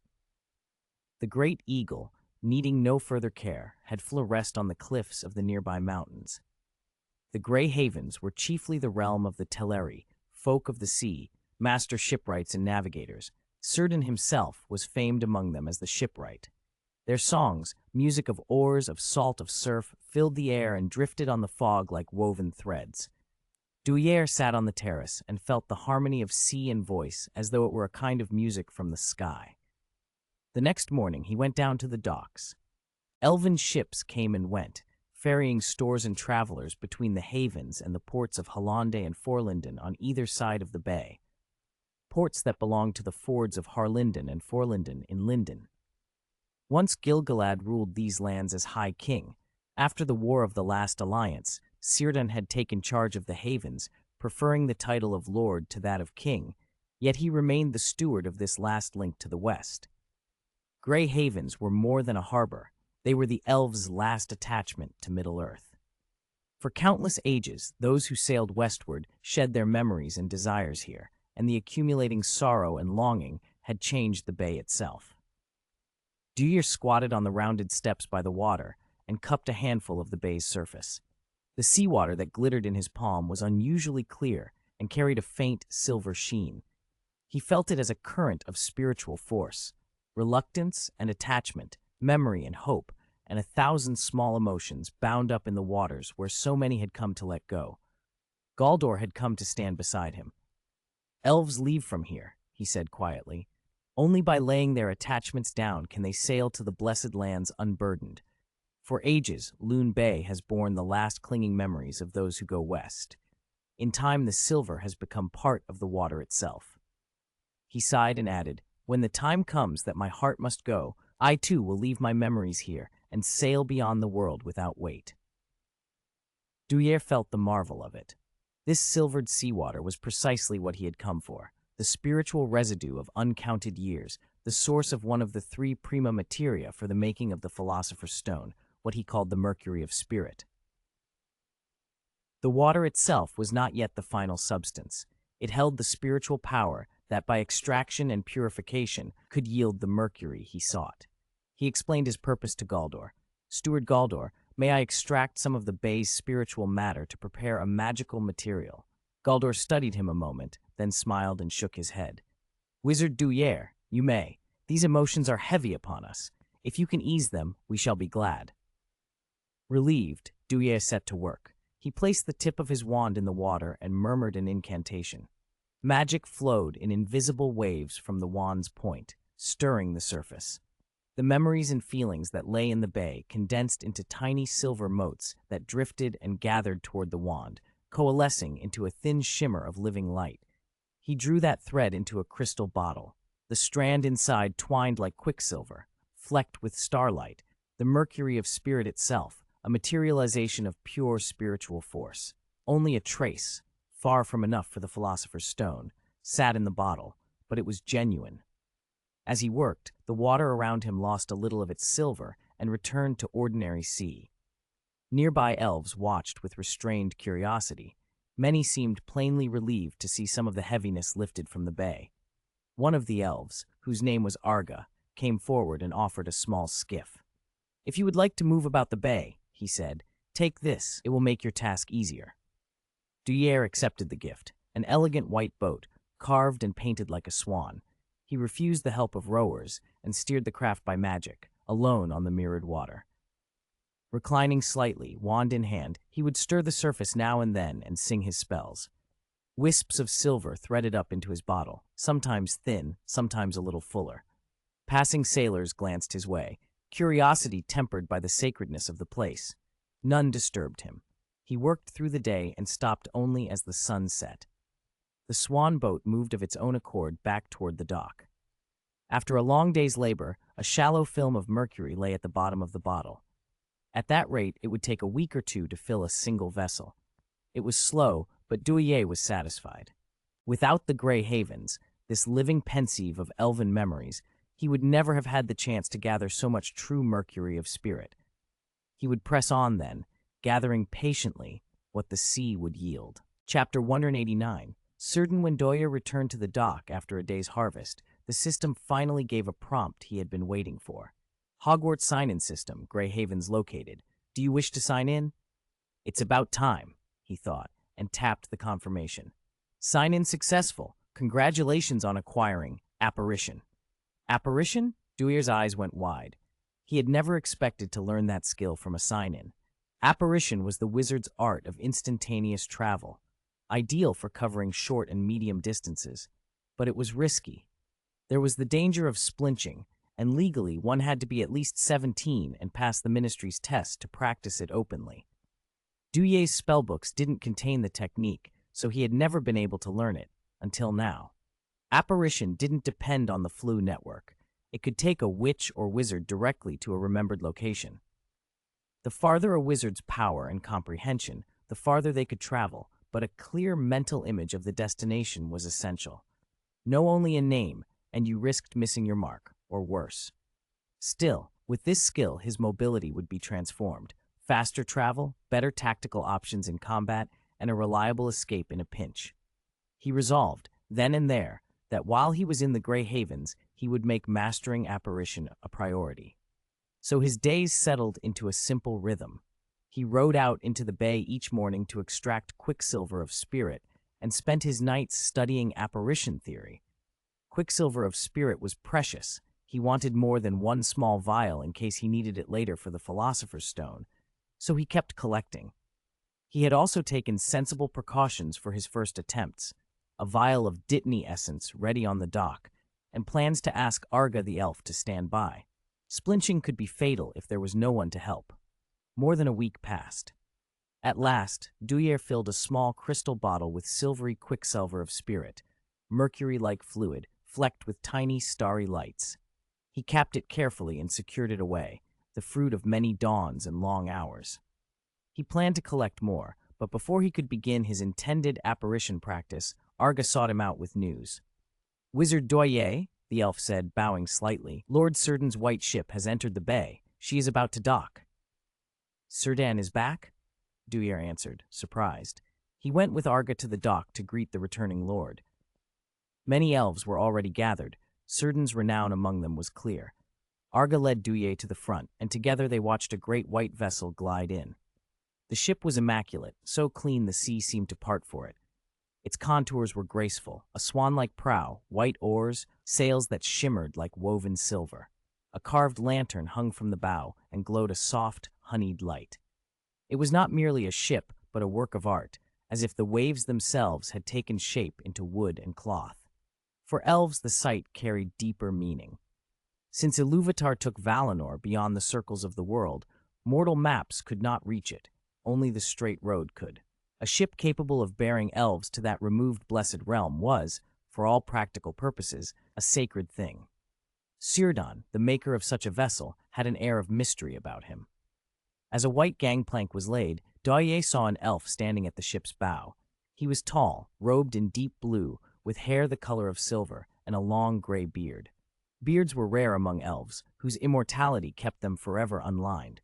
This beard marked someone older than even the ancients like Galadriel, Elrond, or Thranduil. This was Círdan the shipwright, Lord of Lindon and the Grey Havens, one of the very first of the Eldar to awaken on Middle-earth. Arga moved forward to greet him. "Lord Círdan, welcome home. Was your voyage smooth?" Círdan's eyes were bright as stars. His bearing was still vital and handsome, but his face carried the long weight of many ages. He smiled and nodded. "Smooth enough, though we were detained briefly by a band of Orni mid-journey. After that, calm seas straight to Swanfleet. And here in the Havens, has anything happened?" Arga inclined his head toward Duir. "My lord, this is the Lord of Amon-Sol, the black-robed wizard Duir. He came a few days ago and brought a letter from Lord Elrond." Círdan's gaze turned to Duir. Duir stepped forward, bowed, and introduced himself politely. "Lord Círdan, I have heard of you for a long time. I'm honored to meet you." Círdan smiled kindly. "Though we have not met, I have watched with admiration. Word of your deeds, of dragons silenced, of orcs driven back, the Balrog's fall has reached me. Mithrandir, Elrond, and Lady Galadriel have spoken of you. They say your coming has brought new hope to Middle-earth." Duir flushed. "They flatter me. The tales are exaggerated. Gandalf and the others speak more highly than I deserve." "Do not be modest." Círdan shook his head, eyes warm with approval. "Among those who came from afar, it is you and Mithrandir who have impressed me most, with a sense of purpose that is rare. This is not mere praise, but the considered thought of an old man who has seen many ages." Duir had to swallow. Responsibility and mission? The words startled him. He had not yet fully grasped the weight others placed on him. He handed Elrond's letter to Círdan without another word. Círdan broke the seal and read it through. "So," Círdan murmured when he finished, folding the letter back into its envelope. "Elrond says you mean to extract the bay's silver seawater. Stay as long as you like. If you need anything, speak to Arga, or to me." "Thank you, Lord Círdan. I very much appreciate the offer," Duir replied. Círdan gestured for him to come along. Come to my house. There is much I would like to show you. He led them to his home, a simple palace built like an elegant boathouse with its own private dock and a small shipyard. A delicate white swan boat lay moored at the private pier. In the yard, an unfinished hull awaited work. Even the guest hall held 2 ship models sealed in crystal bottles as decorations. One an exact replica of the white ship that had returned that day, the other different, its oars gilded with gold. Duir's curiosity got the better of him. Lord Cerdon, whose ship is that? It looks flawless. Cerdon's face brightened at the question. Shipbuilding was his delight. That is Vingelot. I built her with Arundel. Her timbers are of Nimloth's white birch, with golden oars, a white hull, a swan's prow, and sails like the moon. She bore Arundel and his wife across the enchanted isles and the shadowy seas to the blessed realm. He lifted a hand toward the high sky. Now she is hallowed by the Valar and sails at the edge of the world, carrying the Arundel star across the firmament each night. Duir felt the scale of it hit him anew. Cerdon's craft extended beyond mere seamanship. One of his ships now traversed the very heavens. The title Shipwright King fit him perfectly. For all his years and station, Cerdon's devotion to shipbuilding was pure and unabashed, reminding Duir in an odd way of the Carpenter Emperor from the histories of his previous life, a man whose skill and obsession shaped an age. That thought gave Duir a private grin. In his imagination, Cerdon designing a great steel ocean liner, smoke belching from funnels, a horn blowing as elves steamed toward Valinor, was too incongruous to resist. He chuckled softly at the incongruity. Cerdon's wooden swans and moonsails were beautiful enough without any need for smokestacks. Chapter 190, Apparition. While they talked about the little ship model, Duir steered the conversation towards shipbuilding. Cerdon, who knew everything about ships, obliged without hesitation. Lord Cerdon, Duir asked, when you sail, the first thing is the hull's strength. Wood is fragile. Have you ever thought of using steel instead? Cerdon was about to dismiss the idea with a polite, skeptical laugh. Steel is heavy and shouldn't float. But something in the way Duir asked stopped him. His amusement vanished. His eyes widened as if a veil had lifted. Sparks of insight flashed across his face. A dozen new ideas bloomed in his mind at once. He seized Duir's hand, voice trembling with excitement. Duir, tell me everything about this steel ship. My sense says this could be the future of ships, but my sight is clouded. I cannot see it clearly. Duir hadn't expected such a reaction. Was this simply Cerdon's love for shipbuilding? He nodded and then added, Lord Cerdon, do you have any iron blocks here? I'll need to demonstrate. Right this way, Cerdon said, practically dragging him to his private shipyard, where he set a pile of metal before Duir. Under Cerdon's eager gaze, Duir drew on the memories of his previous life and, with a flick of his will, reshaped the metal like soft clay. A large block of iron squirmed and folded until it became a compact 10-meter steel warship. He floated it into the deep water of Cerdon's private dock. To Cerdon's astonishment, the steel hull settled on the water and stayed afloat. Its draft was a little deeper than a wooden vessel's, but it did not sink. Cerdon stared as if he had found a lost treasure. May I go aboard? He asked, voice full of reverence. Of course. Duir conjured a gangway and set it between dock and ship. Cerdon bounded across like a child with a new toy. Duir followed. Cerdon ran his hands over every seam and curve, drinking it all in. Then he paused, frowning. It is strong, he said, but heavy. If this were rowed, the effort would be enormous. It would defeat the purpose. Duir smiled. Then we won't use oars. We'll give it a much greater power source. Cerdon's look changed from respect to expectancy. What do you have in mind? Duir didn't answer in technical terms. Instead, he asked a simpler question. Have you ever watched a kettle boil? When steam forms, it forces the lid up. Even if you hold it down, it will push. At that, Cerdon's face lit up. He grabbed a teapot, set it on the fire, and watched it boil. As the lid jerked up again and again, he pressed on it with his hand and felt the immense force working against him. The realization arrived like sunrise. I never imagined that boiling water could produce so much force, he whispered. If we could enclose a great cauldron on a steel ship, feed it heat, and harness the steam, the power could drive a heavy hull and likely make it swifter than any wooden ship. Ideas cascaded through Cerdon's mind. He began sketching the outline of a steam engine before Dewey could say more. "You are a genius," Círdan breathed, eyes bright. "Now I understand why Mithrandir and others praise you. This will change the history of sailing." "Stay here at the Grey Havens and learn shipbuilding from me," Círdan pressed. "Together we could build a steel behemoth that would eclipse all my work." Dewey declined gently. He knew his limits. The ideas he offered were the distilled knowledge of 1,000 years from his previous life. He was a conduit, not a master shipwright. He had his own studies to pursue and not enough time to become a practical artisan. Círdan's disappointment was plain. He had hoped to cultivate an heir, someone to carry his craft into the future. But he accepted Dewey's refusal and plunged into the work himself. Over the next weeks, Círdan devoted his best energy to designing a steam engine capable of propelling a great steel ship. Dewey, meanwhile, continued collecting the mercury of the spirit at the Bay of Lune and took up learning apparition for the first time. He asked Arga to stand guard in case anything went wrong, and Círdan, intrigued, set aside his own tools to watch. In a cleared space in the shipyard, Dewey stood at the center of 2 marked circles. Concentric sigils were drawn at his feet. Círdan and Arga watched quietly from the side. Apparition required 3 principles: destination, determination, deliberation. Hesitation could mean disaster. Part of the body might appear in one place while the rest remained behind. If it was not rejoined quickly, loss or death could follow. Dewey lifted his wand, fixed his gaze on the second circle, and poured all his will into being there. Moment by moment, he filled himself with the thought of the destination. Then he spun, and with a barely audible pop, his figure vanished from the first circle and reappeared in the second. For his first attempt, it was only slightly uncomfortable. Like being squeezed through a narrow tube, the world reduced to a rush of color and sound. He stood in the second circle and asked aloud, "Successful?" Arga's sharp intake of breath answered before words did. Following that worried look, Dewey realized with a jolt that his left arm was still lying in the first circle. He had partially dismembered himself. For a moment, Dewey's calm left him, then steadied.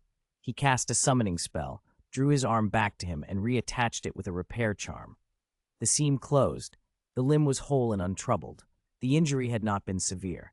He tried again, this time moving from the second circle back to the first, and checked himself meticulously. No pieces were missing. Encouraged, he began to move about the space in small, rapid hops, each pop quieter and more confident than the last. The dismemberment never recurred. With a light pop, he materialized in front of Círdan and Arga and smiled. "I'm nearly proficient," he said. "Thank you both for watching." Círdan waved his hand away. "No thanks needed.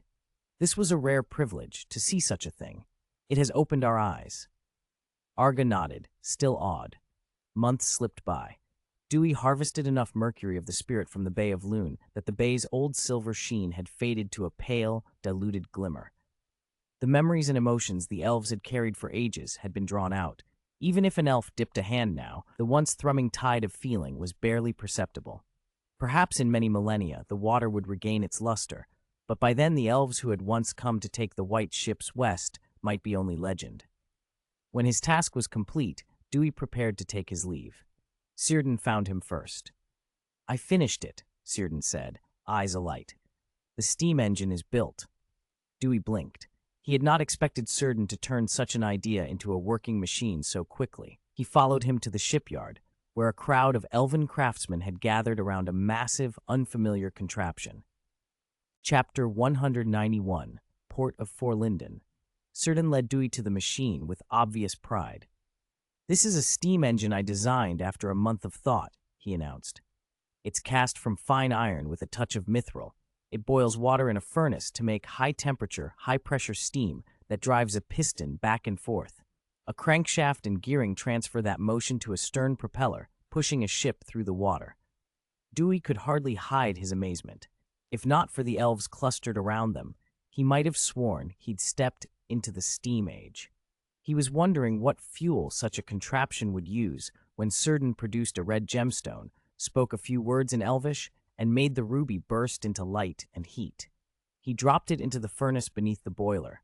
The gem blazed brighter, runes glowed across the metal, and the furnace flared into a steady, magical inferno. The water in the boiler boiled quickly. The machine began to move, hissing and puffing with each stroke. The elf craftsmen watching were stunned and elated. They had always followed ancient ways, and this contraption shattered their expectations. It felt like the dawn of something new. Círdan, as the inventor, looked on with satisfied pride and turned to Dewey. "Duir, this came from your inspiration. Give it a name." The craftsman glanced at Dewey expectantly. He smiled at the steady rhythm of the engine and said, "Let's call it New Era." "New Era," Círdan agreed. "Then the iron ship fitted with this engine shall be called New Era as well." Over the next days, Círdan and the other craftsmen built a great iron ship around the steam engine. When the time came for farewells, Dewey took his leave of Círdan. The Lord of the Grey Havens tried to persuade him to stay, but Dewey declined. At parting, Círdan pressed a small swan-shaped ship into his hands, a finely crafted model imbued with a blessing, light, sturdy, and able to glide across water unsinkably. Dee tucked it into his space pouch, planning to set it on the Black Lake when he returned. With Círdan's permission, Dewey also linked the Grey Haven's hearth to the Floo network and gifted a vial of Floo powder. Círdan welcomed the connection. With the network, elves from Rivendell, Lothlorien, or Mirkwood could reach the Grey Havens much more easily for their final westward journeys instead of making long, perilous overland trips. The great eagle, Sauron Dog, had been getting up to mischief in Dai's absence, flying over the sea from sunrise to sunset, exploring the depths and even bringing back large deep-sea fish. He took Dewey for granted and grumbled when Dai prepared to leave. Dai patted him and said, "It's fine. You can come as you please. The distance from Weathertop to here isn't far for you." Sauron Dog cocked his head, thought it over, and decided Dewey was right. He flew them off without complaint, and rather than retrace their route, they kept going west along the coast. Dewey's primary business on this trip was to gather mercury of the mind, but he also wanted to activate the sign-in function on the Hogwarts system. Along this stretch of coast, besides the Grey Havens, 2 other elf ports ringed the mouth of Lune Bay to the north and south, Hollandeport and Forlinden. They sat only a few hundred miles apart, and Dewey would not pass up the chance to sign in at them. In short order, the Great Eagle dropped him above Forlinden, the northern port of Lune Bay. Forlinden was an important harbor of Lindon, predominantly Noldor. The Noldor belonged to the Calaquendi, the Light Elves who had once walked in the Blessed Realm and bathed in the Two Trees' light. That ancient blessing lingered in them still. Yet the Noldor's history was fraught with pride and sorrow.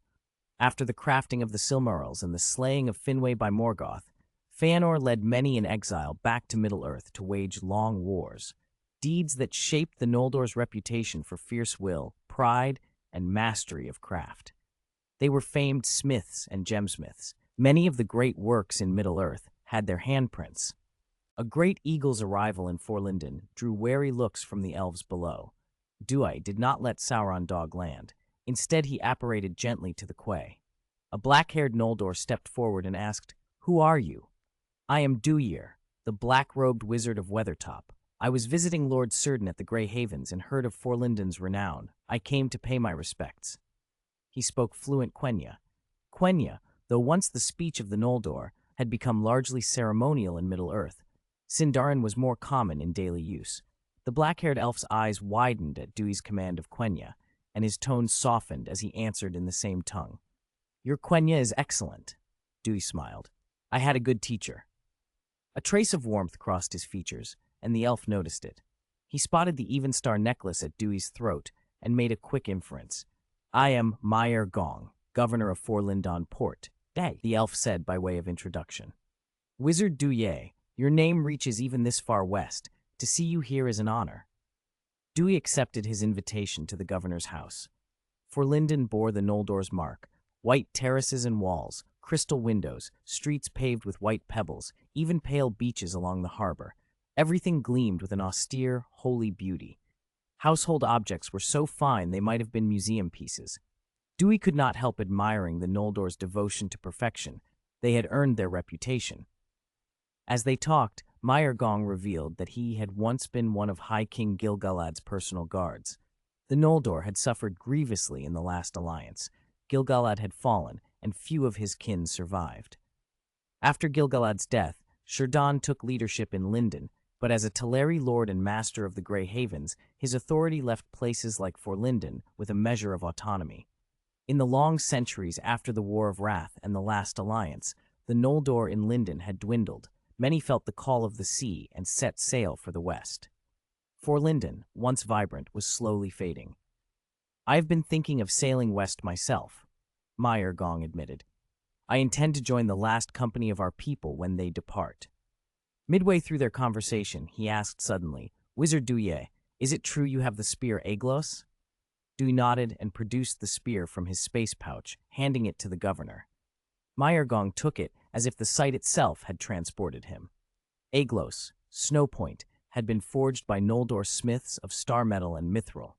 He stroked the shaft with reverent fingers. Some old, private ache passed over his face. "We sought it long ago," he murmured, voice thick with memory. "I never thought I would see it again."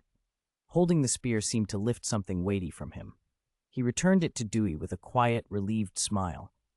"Thank you for granting me this last wish," he said. "I feel the sea's call already. I don't think I can wait for the last of my kin to go before I follow." Dewey was momentarily taken aback, then offered a sincere blessing. "Then I wish you a peaceful farewell." At that instant, the Hogwarts system chimed inside his mind. Hogwarts Sign-in System, location Forlinden port, sign in. Dewey's heart stirred. He thought, simply and firmly, sign in. Chapter 192, Hollanda port, sign in successful. Congratulations on acquiring the Hufflepuff's Golden Cup alchemy craft. A surge of knowledge flooded Duir's mind, and he almost laughed out loud with joy. He had only recently learned the Ravenclaw diadem craft, and now he'd gained the formula for Hufflepuff's Golden Cup as well, another relic of the Hogwarts founders. The Sword of Gryffindor was indestructible and could absorb beneficial magic to grow without limit. Ravenclaw's diadem amplified wisdom. Hufflepuff's cup, Duir read, was no ordinary trinket. It purified and healed, it stored magical energy, and could even nourish a user's magic. Most strikingly, it had effects on culinary magic. It couldn't conjure food from nothing, but given a little food or drink, it could continuously produce more, filling many bellies. The food and drink it produced were suffused with magic and would strengthen the consumer over time. Used lightly, the effects might be subtle, but accumulated, they were profound. Perhaps one reason Helga Hufflepuff outlived the others. Duir was pleased with the sign-in rewards. He now possessed the crafting knowledge for two powerful artifacts and wanted to make them both, though he knew he'd have to be patient. Having completed the Forlinden port sign-in, he ought to have left, but at Meyer Gong's invitation, he had stayed longer. He'd wanted to study Noldor smithing. The Noldor were legendary for their refinement. Jewels and weapons, the Silmarils, the Three Rings, the Palantiri, craft to aspire to. Duir already knew goblin smithing, but who would refuse to learn more? Combining Noldor finesse with goblin techniques might push his forging even further. The Noldor craftsmen were impressed by his own skill, especially when his flame sword made them stare, an enchanted blade with an attribute of infinite growth. Exchanges were friendly and technical, and the month passed quickly. When it was time to go, Duir bid Meyer Gong and the craftsmen farewell, mounted his giant eagle, and flew across Loon Bay to Hollanda Port on the southern shore, the counterpart to Forlinden. If Forlinden was a Noldor settlement, Hollanda was Cinda. Where the Noldor were martial-minded, proud, and obsessed with metal and gems, the Cinda were attuned to the natural world, music, poetry, woodcraft, and a subtler, more refined culture. To Duir, the Noldor felt like science students, the Cinda like liberal arts. The Cinda were also those elves who had never seen Valinor or the Two Trees, often called the Dark Elves, not in the sense of evil, but simply those who had not known the light of the West. The two ports faced each other across the bay. The flight was short. From high above, he apparated down into Hollanda Port. Its architecture was not the dazzling white of Forlinden, but a garden-like naturalism, buildings interwoven with trees, abundant flowering vines, more a coastal grove than a city. His arrival drew looks, but unlike the sharp aloofness of the Noldor, the Cinda's curiosity was gentle. No one pressed him until a silver-haired elf approached with a polite smile. "You must be Duir the wizard. Welcome to Hollanda Port. I am Kalinor, the port governor. Word reached us that a wizard had come to the Grey Havens. I did not expect to meet you so soon." Duir returned the smile. "Hello, Governor Kalanor. I came to see Hollanda Port. I hope I have not disturbed your peace." Kalanor shook his head. "Not at all. You come as a welcome guest of Lord Cerdon. If you wish, I would be glad to show you our port." Duir looked pleasantly surprised. "If it's not too much trouble, I'd be honored." Kalanor led him through the city.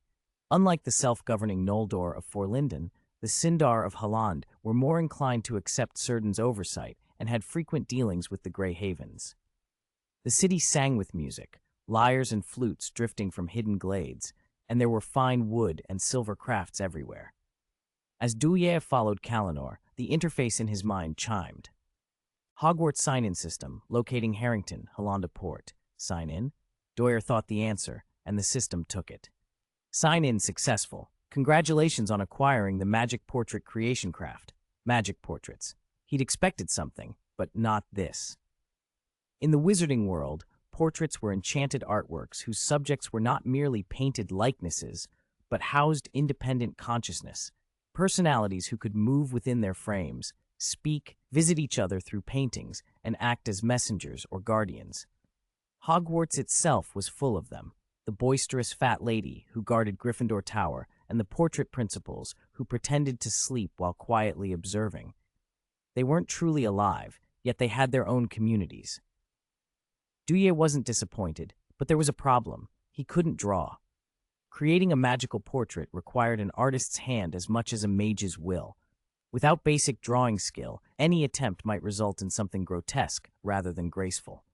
"Governor Kalanor," he asked, "are there skilled painters here?" Kalanor nodded. "Painting is a valued art among us. Most elves have some skill. Do you seek someone to paint for you?"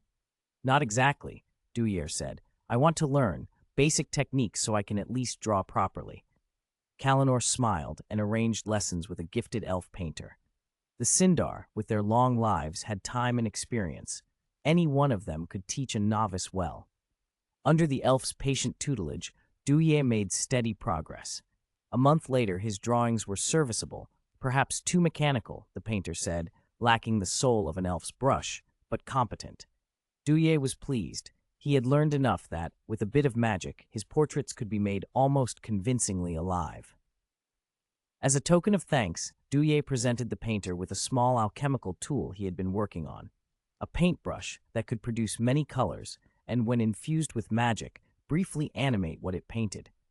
The painter was delighted and promised to answer future questions. Duir also gave Governor Kalanor a small piece of mithril for his hospitality. With farewells said, Duir mounted his giant eagle, Sauron dog, and turned east for home. It had been more than half a year since he'd left, and he intended first to stop at Weathertop, then to head south to the Paths of the Dead in the White Mountains in search of Sulphur of Souls. They flew over the Blue Mountains, past the Shire, across the Old Forest and the Barrow Downs. After Bree, the familiar silhouette of Weathertop came into view, the tower still proud, the two great trees, one of gold, one of silver, shimmering in sunlight and bathing the ruin in gleaming hues. A flock of pale great gray owls circled overhead like drifting clouds. At the sight of the giant eagle and Duir, they swept down in joyful cries, wheeling around them as if welcoming a returning king. Chapter 193, Magic Portrait. Surrounded by a flock of great snowy owls, the giant eagle touched down on the castle's great lawn. Dewey sprang off its back and grinned at Arwen, who had been waiting for him. "I'm back!"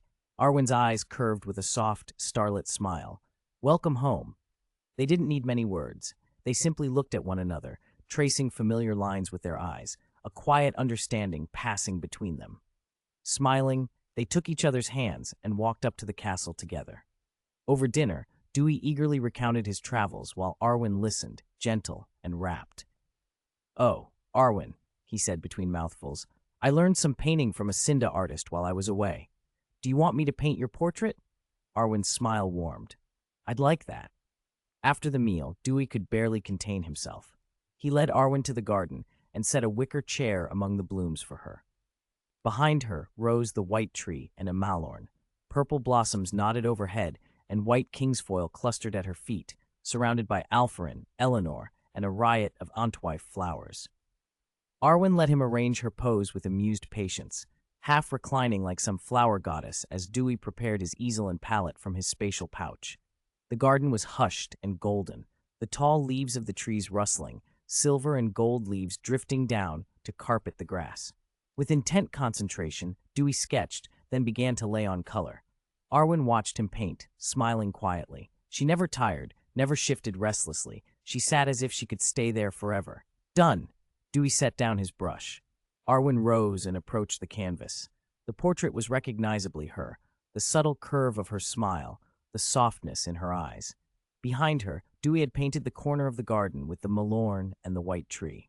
The technique was still rough in places, but the figure in the painting felt alive, the tenderness in her gaze almost springing from the canvas.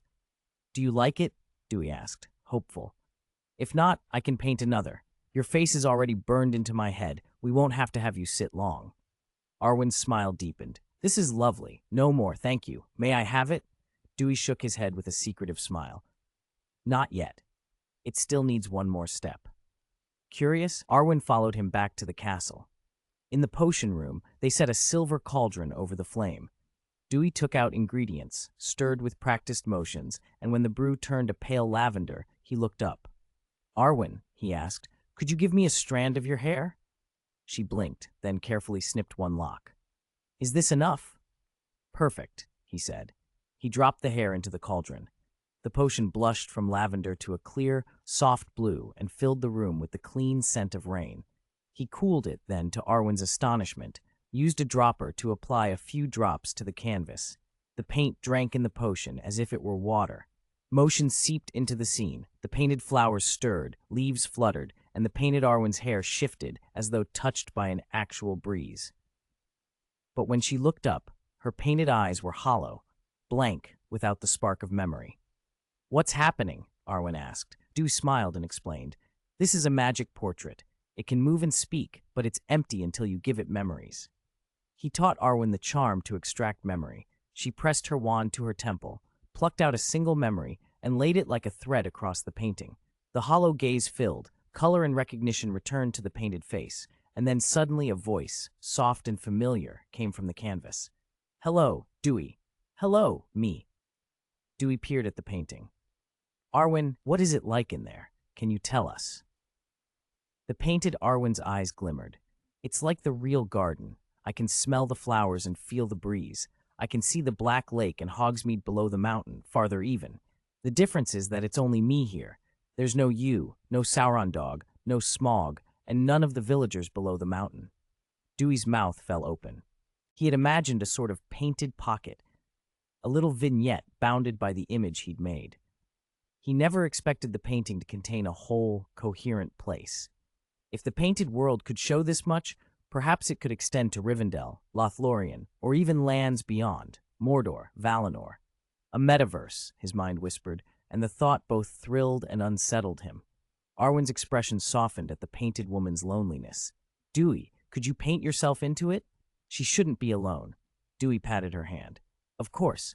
Not just me. I'll try to add Sauron dog, Smog, the Kraken, even the villagers from Hogsmeade.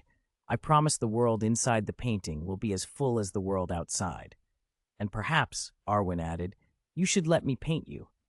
The next morning they returned to the garden. This time Arwen held the brush, and Dewey took the chair. She didn't force him to hold a pose. Her memory was precise, so she painted from what she already knew. Dewey leaned close to watch.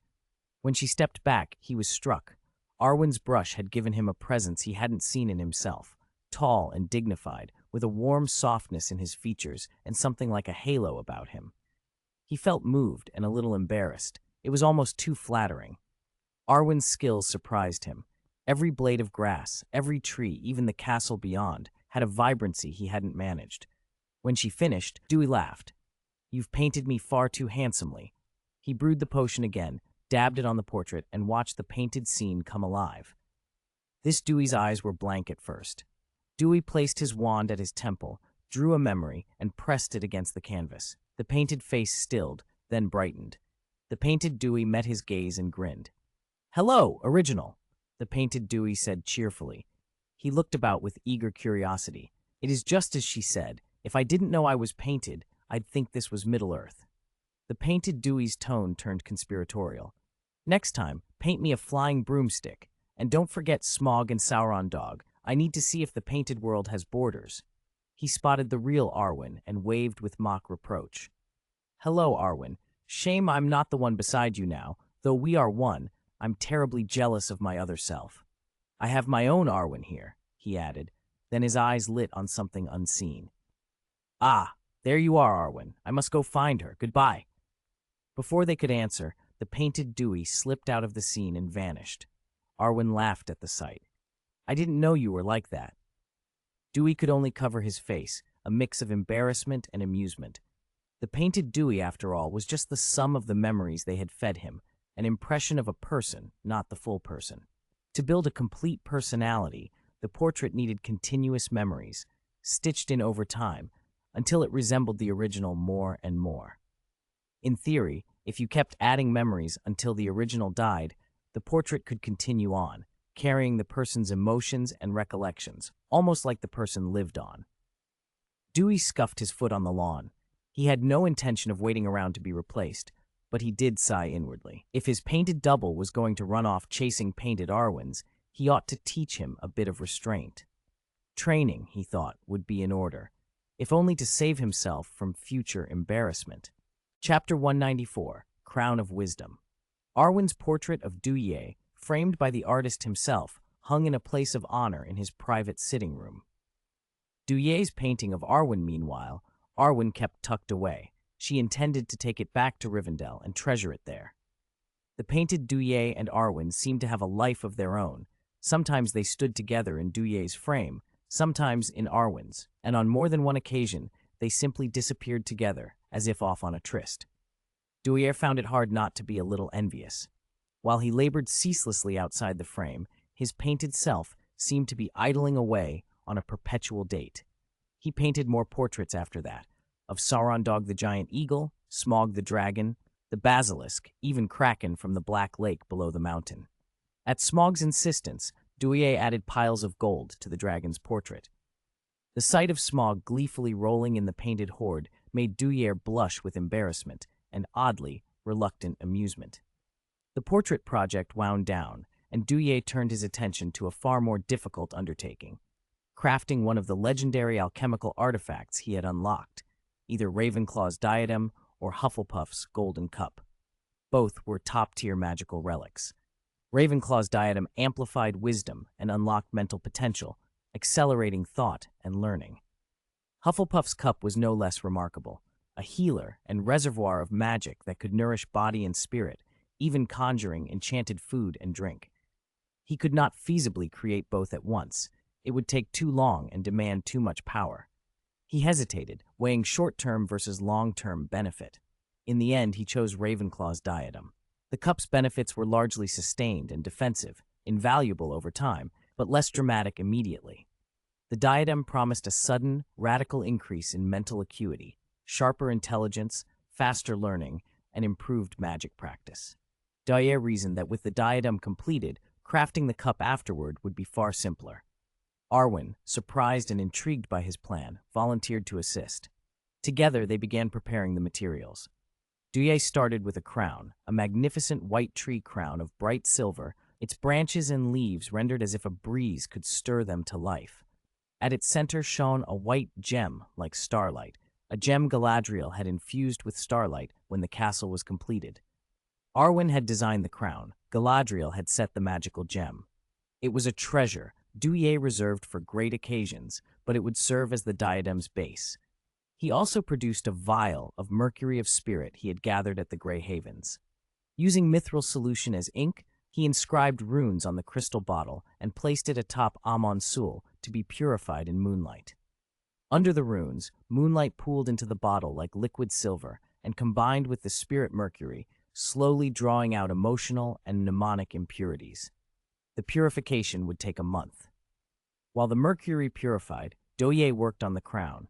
He painted runic patterns across every leaf and branch with mithril ink and used his wand to write sigils into the white gem, symbols for knowledge, comprehension, and discernment. Then he traveled to Lothlorien, Rivendell, and the Grey Havens and asked 4 of the wisest among the Eldar, Lady Galadriel, Celeborn, Elrond, and Círdan to contribute their understanding of wisdom. He siphoned, as gently as possible, memories and impressions of learning from each of them and wove those essences into the gem. When the mercury of spirit had been purified by the moon for a full cycle, Duir immersed the crown in it. The gem drank the spirit mercury hungrily, and a new light of wisdom began to glow within. The process required an astrological moment.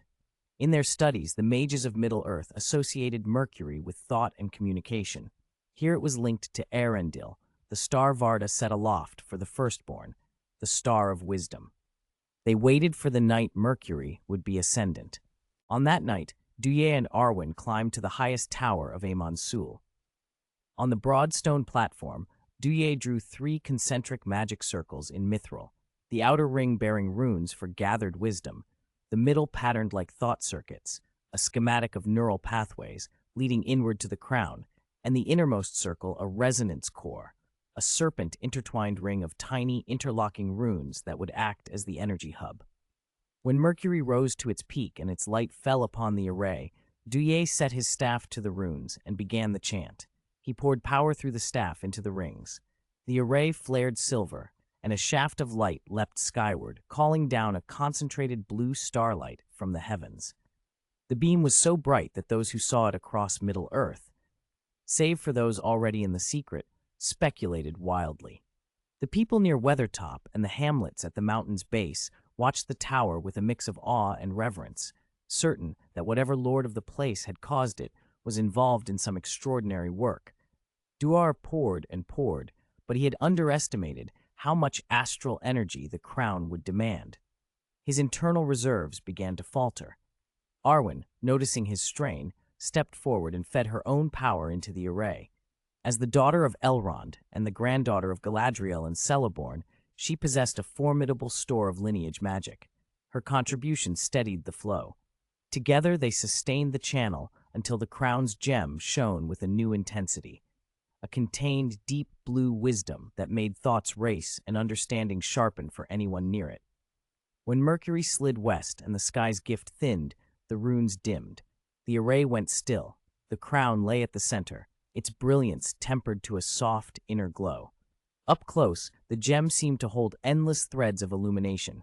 A sudden glance could spark a flash of insight, as if a door had opened in the mind. Duir reached down and lifted the crown. Was it successful? Arwen asked. Let's see, he said, and placed the crown atop his head. Immediate and absolute clarity washed over him. His thought processes accelerated 100-fold, comprehension and analysis proceeding with crystalline speed. Memories that had been blurred or hidden surfaced with startling vividness. Facts, formulas, scenes from years ago, all laid out in perfect detail. If his mind before had improved from a bicycle to an electric scooter, the diadem felt like strapping a rocket to his intellect. Arwen watched him closely. He seemed different, calmer, less given to sudden emotion. She frowned. Duir noticed and took the crown off. The warmth of his usual expressions returned. It quiets the heart a little, he explained, offering the crown to her. The diadem favors reason. It tempers emotion, makes thought preeminent. The effect is immediate while worn, but it's not permanent. Remove it and you're yourself again. Arwen placed the crown on her head, her face composed, her gaze deepened. For a moment she seemed colder, more distant, regal in an almost unearthly way, like a snowbound goddess. For an instant, she could have been Galadriel herself. She did not keep it on long, however. When she removed it, she was again the gentle Undomiel. She held the crown between her hands and smiled, eyes bright. Congratulations, Rieldir, she said, laughter in her voice. You have made a wondrous thing. A crown that deepens wisdom will draw all those who seek knowledge. Oh, have you thought of a name? Duir asked. He had left the naming to her. This crown was their joint work. Arwen's smile widened. She turned the crown over in her hands, then looked up at him. Rieldir, she said softly. Rieldir, Duir repeated, then smiled broadly. The crown of wisdom. It's perfect. Chapter 195, Saruman's Plot. Duir had succeeded in fashioning the crown of wisdom, Middle-earth's analog of Ravenclaw's diadem. After that, he plunged into an almost maniacal period of study and practice. Under the crown's blessing, his learning of spells, transfiguration, potions, alchemy, and the local arcana Middle-earth witchcraft, elvish magic, and incantations accelerated as if shot out of a cannon. Meditation while wearing the diadem was likewise far more productive, rendering his contemplations several times more effective than before. There was a cost. The intense cerebral activity the crown induced devoured his physical reserves. Duir's appetite ballooned, and he had to replenish energy almost constantly. Arwen took to preparing lembas for him, which helped sustain him without his needing to eat constantly. Even so, the crown could not be worn indefinitely. The strain on the spirit forced him to limit its use to roughly half a day. When he felt mentally exhausted, he removed the diadem and rested. Even with that power, Duir remembered the old maxim about not biting off more than he could chew. He concentrated his main energy on alchemy, determined to master every principle necessary to eventually create a philosopher's stone. Knowing the theory was one thing, actually producing the stone was another. If it were otherwise, Nicholas Flamel would be the only alchemist in history to possess one. Duir spent several months at Weathertop. He had thought about striking while the iron was hot and attempting Hufflepuff's golden cup as well, but that artifact demanded more than raw materials. Its manufacture required an ancient Celtic ritual keyed to precise astrological conditions, notably a forging on the day of Saturn's opposition. In Middle-earth, Saturn was called Lumbar. Its opposition came roughly every 378 days, when the planet blazed so bright it rivaled the star of Earendil.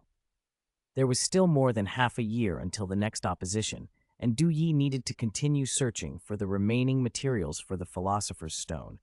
He could not postpone everything for that long. He did make preparations.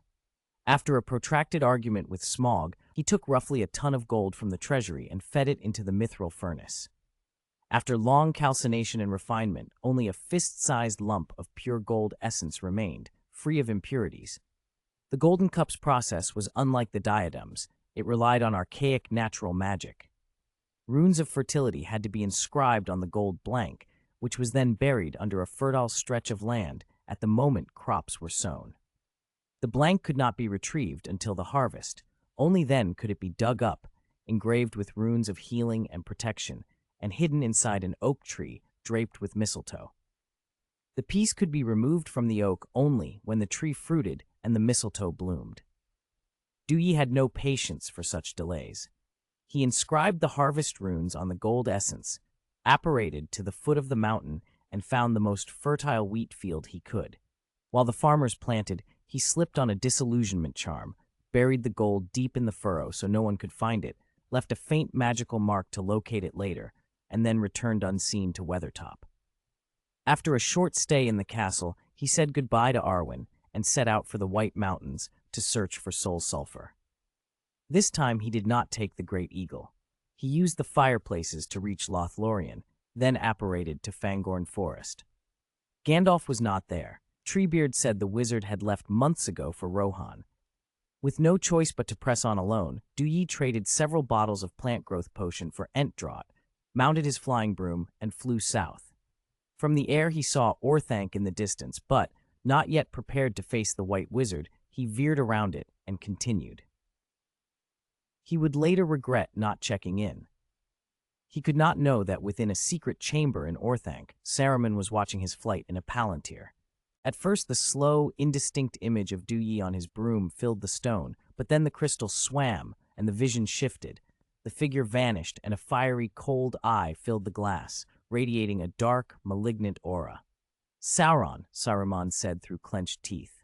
Though seduced by the Dark Lord and leaning toward betrayal, he could not bear to think of himself as a subordinate. He was, in his own mind, a partner. Sauron did not answer his question directly. Instead, the eye's voice purred, probing and mocking at once. "You were watching that Black Wizard just now?" Saruman feigned indifference. "He's nothing," he said, "insignificant.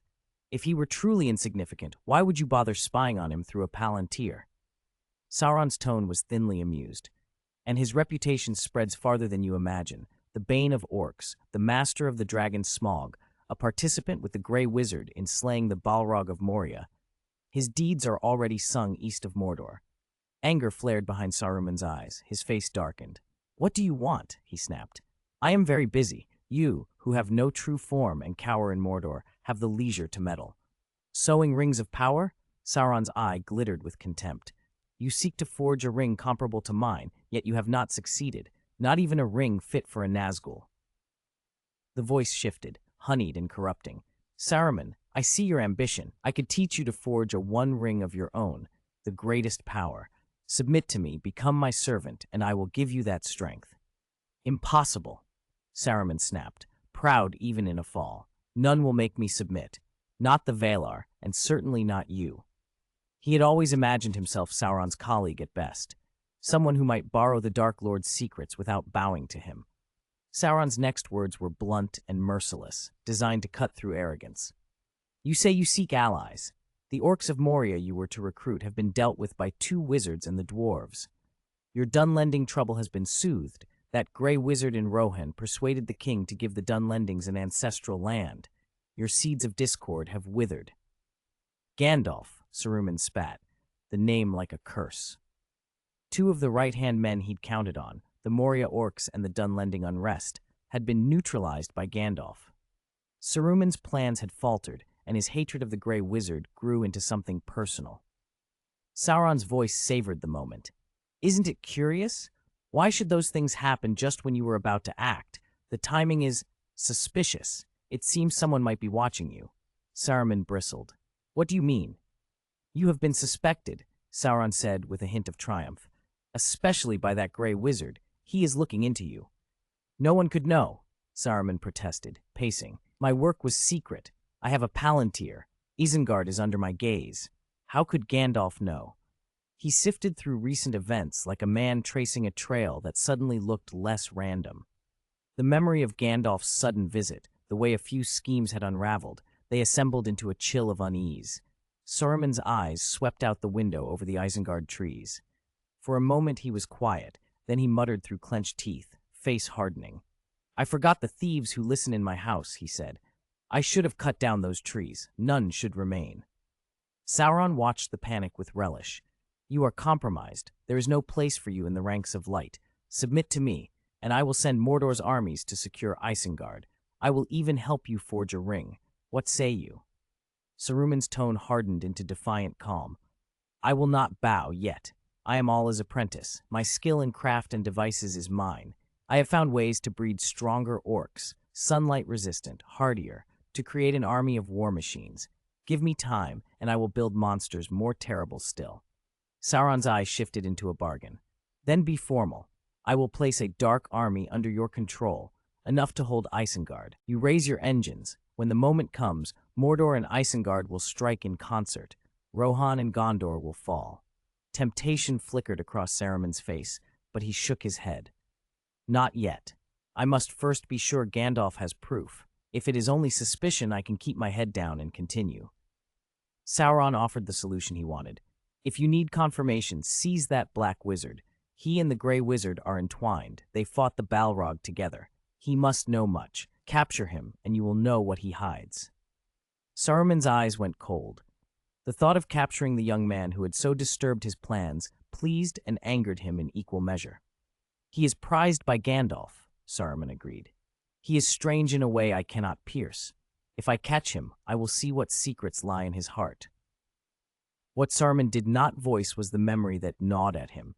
The first time he'd seen that young man, there had been an odd look in his eyes, a glance Saruman had caught and not understood. Now thinking back, he saw it differently. It had been the look of someone watching a traitor, as if the man had anticipated this very moment. That look had lodged in Saruman like a splinter, and it made him more uneasy than anything Sauron could say. Duir flew south over the Gap of Rohan, unaware of the turmoil at Orthanc. Below him, the White Mountains stretched from east to west, marking the border between Gondor and Rohan.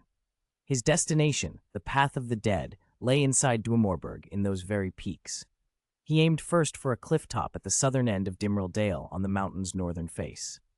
A perilous stair carved into sheer rock spiraled to the top. At every hairpin turn stood weathered humanoid statues, clumsy, massive figures seated cross-legged, arms folded, their features erased by time until only hollow eye sockets remained. The cliff's summit opened into a grassy plain bisected by an ancient track and ringed by crude standing stones. It was an open-air sacrificial site, the dark stone altar, the gateway to the path of the dead. No one knew when the altar had been raised. It predated Númenórean arrival in Middle-earth and might even have been erected in Morgoth's age. Elrond had once told Duir his theory. The altar was probably built for Morgoth by subjugated peoples when the Dark Vala's sway was greatest. After Morgoth's defeat, the place had fallen into neglect. Duir landed on the grassy top and heard the system respond the instant his boots touched the ground. Hogwarts Sign-in System, locating White Mountains, dark stone altar. Do you wish to sign in? Sign in, he said without hesitation. Sign in successful. Congratulations on obtaining those ancient sacrificial magic. A slim grimoire appeared before him.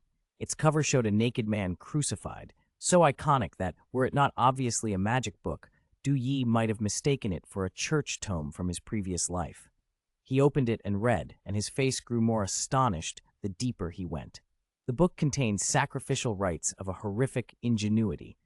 One described the resurrection Voldemort had used: bones from a father, flesh from a servant, blood from an enemy. Others instructed how to heal by slaying an animal, and still darker rituals promised wealth, luck, or power at the price of human sacrifice. There was even a love sacrifice, one who surrendered life and soul to bind a powerful protective charm over a beloved. Duir thought of Lily Evans, the way her sacrifice had shielded Harry from Voldemort's killing curse and helped bring about the Dark Lord's initial downfall. It was not impossible that such a rite or grimoire had inspired that protection. Using the Crown of Wisdom's aid, Duir memorized the book's contents quickly. He found the practices abhorrent, blood-soaked and costly, more sinister even than the darkest arts, but he did not reject them outright. If ever he had a few orcs or wargs at hand, he thought wryly, he might test one or two of the simpler rites. For now, he pocketed the book. As he prepared to leave, a system ping still in his ears, something below made him pause. From the air, the ring of standing stones and statues seemed regular, too regular. He hovered, then landed again to take a closer look. Wand in hand, he scanned a statue. The wand detected nothing. The arrangement might have been natural display, or simply a burial installation, but Duir's instincts would not let him leave it at that. He swept his wand along the buried base of a statue and set to work excavating. The ground yielded under magic until the top half of the figure was exposed. He dug further with a controlled spell and discovered the statue's stone plinth ran deep, nearly 3 meters, to a hard black flagstone base. Incised into that stone were narrow grooves, a complex web of channels that, at a glance, looked like a human circulatory system. The statues and standing stones sat at junctions as if they were nodes in a vast, long-dormant mechanism. Excitement prickled his skin. He fetched parchment and began to copy the pattern carefully. Then he used the mending charm to repair eroded sections so the full design would be visible. "Reparo," he called. The missing fragments knit back into place, and the formation revealed itself in full. It was a formation, an arrangement of stone and channeling, carved to carry some kind of power. Duir's mind leaped to Elrond's warning about Morgoth. If this were linked to the Dark Vala, activation could be catastrophic. He made to document the pattern fully, planning to show it to Elrond and then destroy it, just in case. He had not quite finished when something landed on the stones with a sickening thud. A crow slammed to the ground, its death immediate and grotesque. Duir stared, unnerved. Then distant cawing swelled into a famine of wings. Crows came down in sudden, furious flocks, spiraling and plunging until dozens lay strewn across the altar. Their black feathers were soon streaked crimson as their blood ran. Was it spilling or being drawn? And the dark liquid found the grooves. It flowed as if guided, filling the channels and reconnecting the web in a wet, smoking path. Magic stirred. The quiet, ancient calm that had blanketed the altar snapped. A low, evil hum gathered in the stones, and the statue's hollow eyes seemed suddenly intent. Duir's stomach dropped. He reacted with force. "Bombarda!" he shouted, and unleashed an explosive that should have shattered the black flagstone and hurled the statues into dust. Instead, the blast was swallowed. The formation drank the explosion like a sponge, seeming to rewrite itself with the spell's energy. The dark hum grew brighter, and the sky above the altar clouded as if a storm were pulling in response. Duir had scored the worst possible result. His attack had strengthened whatever was awakening. He did not waste a breath on more offensive spells. He reached instead for an artifact he trusted. Sword of Flame! The sword blazed into his hand. He plunged it into the black stone. The blade's fire licked the grooves. Its strange alloy carried more than heat. Veins of basilisk venom, the light of Arendil, and a ring-forged wind that tore at enchantment. For a heartbeat, the formation and the sword stood locked in a furious stalemate, flames eating into pattern lines while the formation tried to bind their power. Seeing the pause, Duir drew his other talisman, the spear Aglos, from his pouch and rammed it down beside the sword. The spear bored through the flagstone like a blade through cloth and erupted in raw, shattering force. Cracks spidered out from the spear's point, fissures widening, the carved channels splitting and shearing. With each fracture, the formation lost cohesion. The dark hum faltered and then collapsed. The black veins that had begun to pulse went dead. The clouds above thinned and sunlight leaked back into the valley. Duir finally allowed himself a ragged exhale. He pulled the spear and sword free. He could hardly imagine what would have happened had the formation reached full activation. To be safe, he finished what he had planned at the start. He erased every groove, smashed the remaining standing stones, and toppled the statues, laying their bases low. He cracked and scattered the carved slabs so no one could easily reassemble the pattern. Only when the last line was broken and the last node left in ruins did he feel the weight lift from his shoulders. He mounted his broom once more and set off toward the Duimorberg, the path of the dead waiting, this time with one less dark thing in the world that could be turned alive again. Duir left the dark stone altar and flew low along an ancient track, threading the Dimholt forest and dropping into a deep, secluded canyon. Jagged prehistoric boulders flanked the path, and faint ruins of mountain men architecture loomed in the gloom. After the Dimholt cleared, the dark door of the Path of the Dead finally came into view, cut straight into a sheer rock face. The approach was ruined and treacherous. A single misplaced step would send someone tumbling into an abyss. Duir landed his broom and stowed it, taking his staff in one hand and his sword in the other. The gems on the crown of wisdom on his brow flared, throwing a cold, bright light into the black. Symbols and runes were carved across the dark door, radiating an unmistakable aura of death. He felt as if he stood at the gates of some hell, a place where only endless danger and slowly meted fates lay beyond. He did not hesitate. He pushed the dark door open and walked in. The cave beyond plunged into bottomless dark. Skeletons littered the floor. Skulls were heaped like low mountains. Every step crushed brittle bone beneath his boots. For a long while, Duir moved carefully, searching for solid ground, but the carefulness wore thin. One crushed rib gave no less way than 1,000, and he let himself walk through the bones. The chill there was physical, a gnawing cold that felt as if blood and marrow itself were hardening. The air was thick with yin energy and the heavy tang of death. What made him uneasy was the absence of living motion. He had expected ghosts to rise, yet there was only silence and the skeletal remains. That in itself was wrong. At the center of the cave, a stone door stood sunk into the rock. He pushed it open. Behind it, the skull heaps swelled into a cavernous chamber, and 1,000 hollow eye sockets seemed to watch him. A single skeleton drew his attention. It wore fine armor and a golden helmet, noble. Its hand bones were still clenched in the crack of the doorway. A blunted sword lay beside it, the metal worn from striking the stone. Whoever it had been tried to break out and failed. Duir knew the face of that tale. It was Baldo, eldest son of Brago, second king of Rohan. Baldo had once, in youthful arrogance and the sway of drink, sworn to walk the path of the dead. Princes should not make oaths lightly, especially to powers older than kings. He had entered and never returned. Aragorn and the Grey Company would later find his remains. Baldo had been one of the first to court death on that path. Duir glanced once more at the frozen prince and turned away. He had not come to mourn. He felt a multitude of staring gazes, malice, old and bitter, pressing in on him. He tightened his grip on staff and blade and moved forward. Without warning, the mountains of skulls shuddered and collapsed. Bone and cranium reformed into a rolling torrent, a surge aimed straight at him. Duir vanished with a practiced motion of apparition and reappeared on a high stone ledge as the wave of skulls thundered past. He called down with a cold voice that echoed through the cavern. "Come out! Stop hiding! I know you're here." For a long beat, there was nothing but the drip of cold water. Then from under and between the bone heaps, the ghosts drew themselves up. Translucent figures like mist sculpted into men, bluish light filtering through them. Hundreds of thousands they seemed to be, every one a trapped mountain man's soul. They swarmed the chamber, a living history of resentments left to fester. At their head glided a single, crowned figure. His flesh had a rotten greenish-blue pallor, hollow eyes like deep wells, and a sword of spectral iron hummed in his hands. He drifted forward, a mockery frozen to his lips. "This is the realm of the dead. The living have no place here. Since you dared set foot upon it, you will remain with us forever."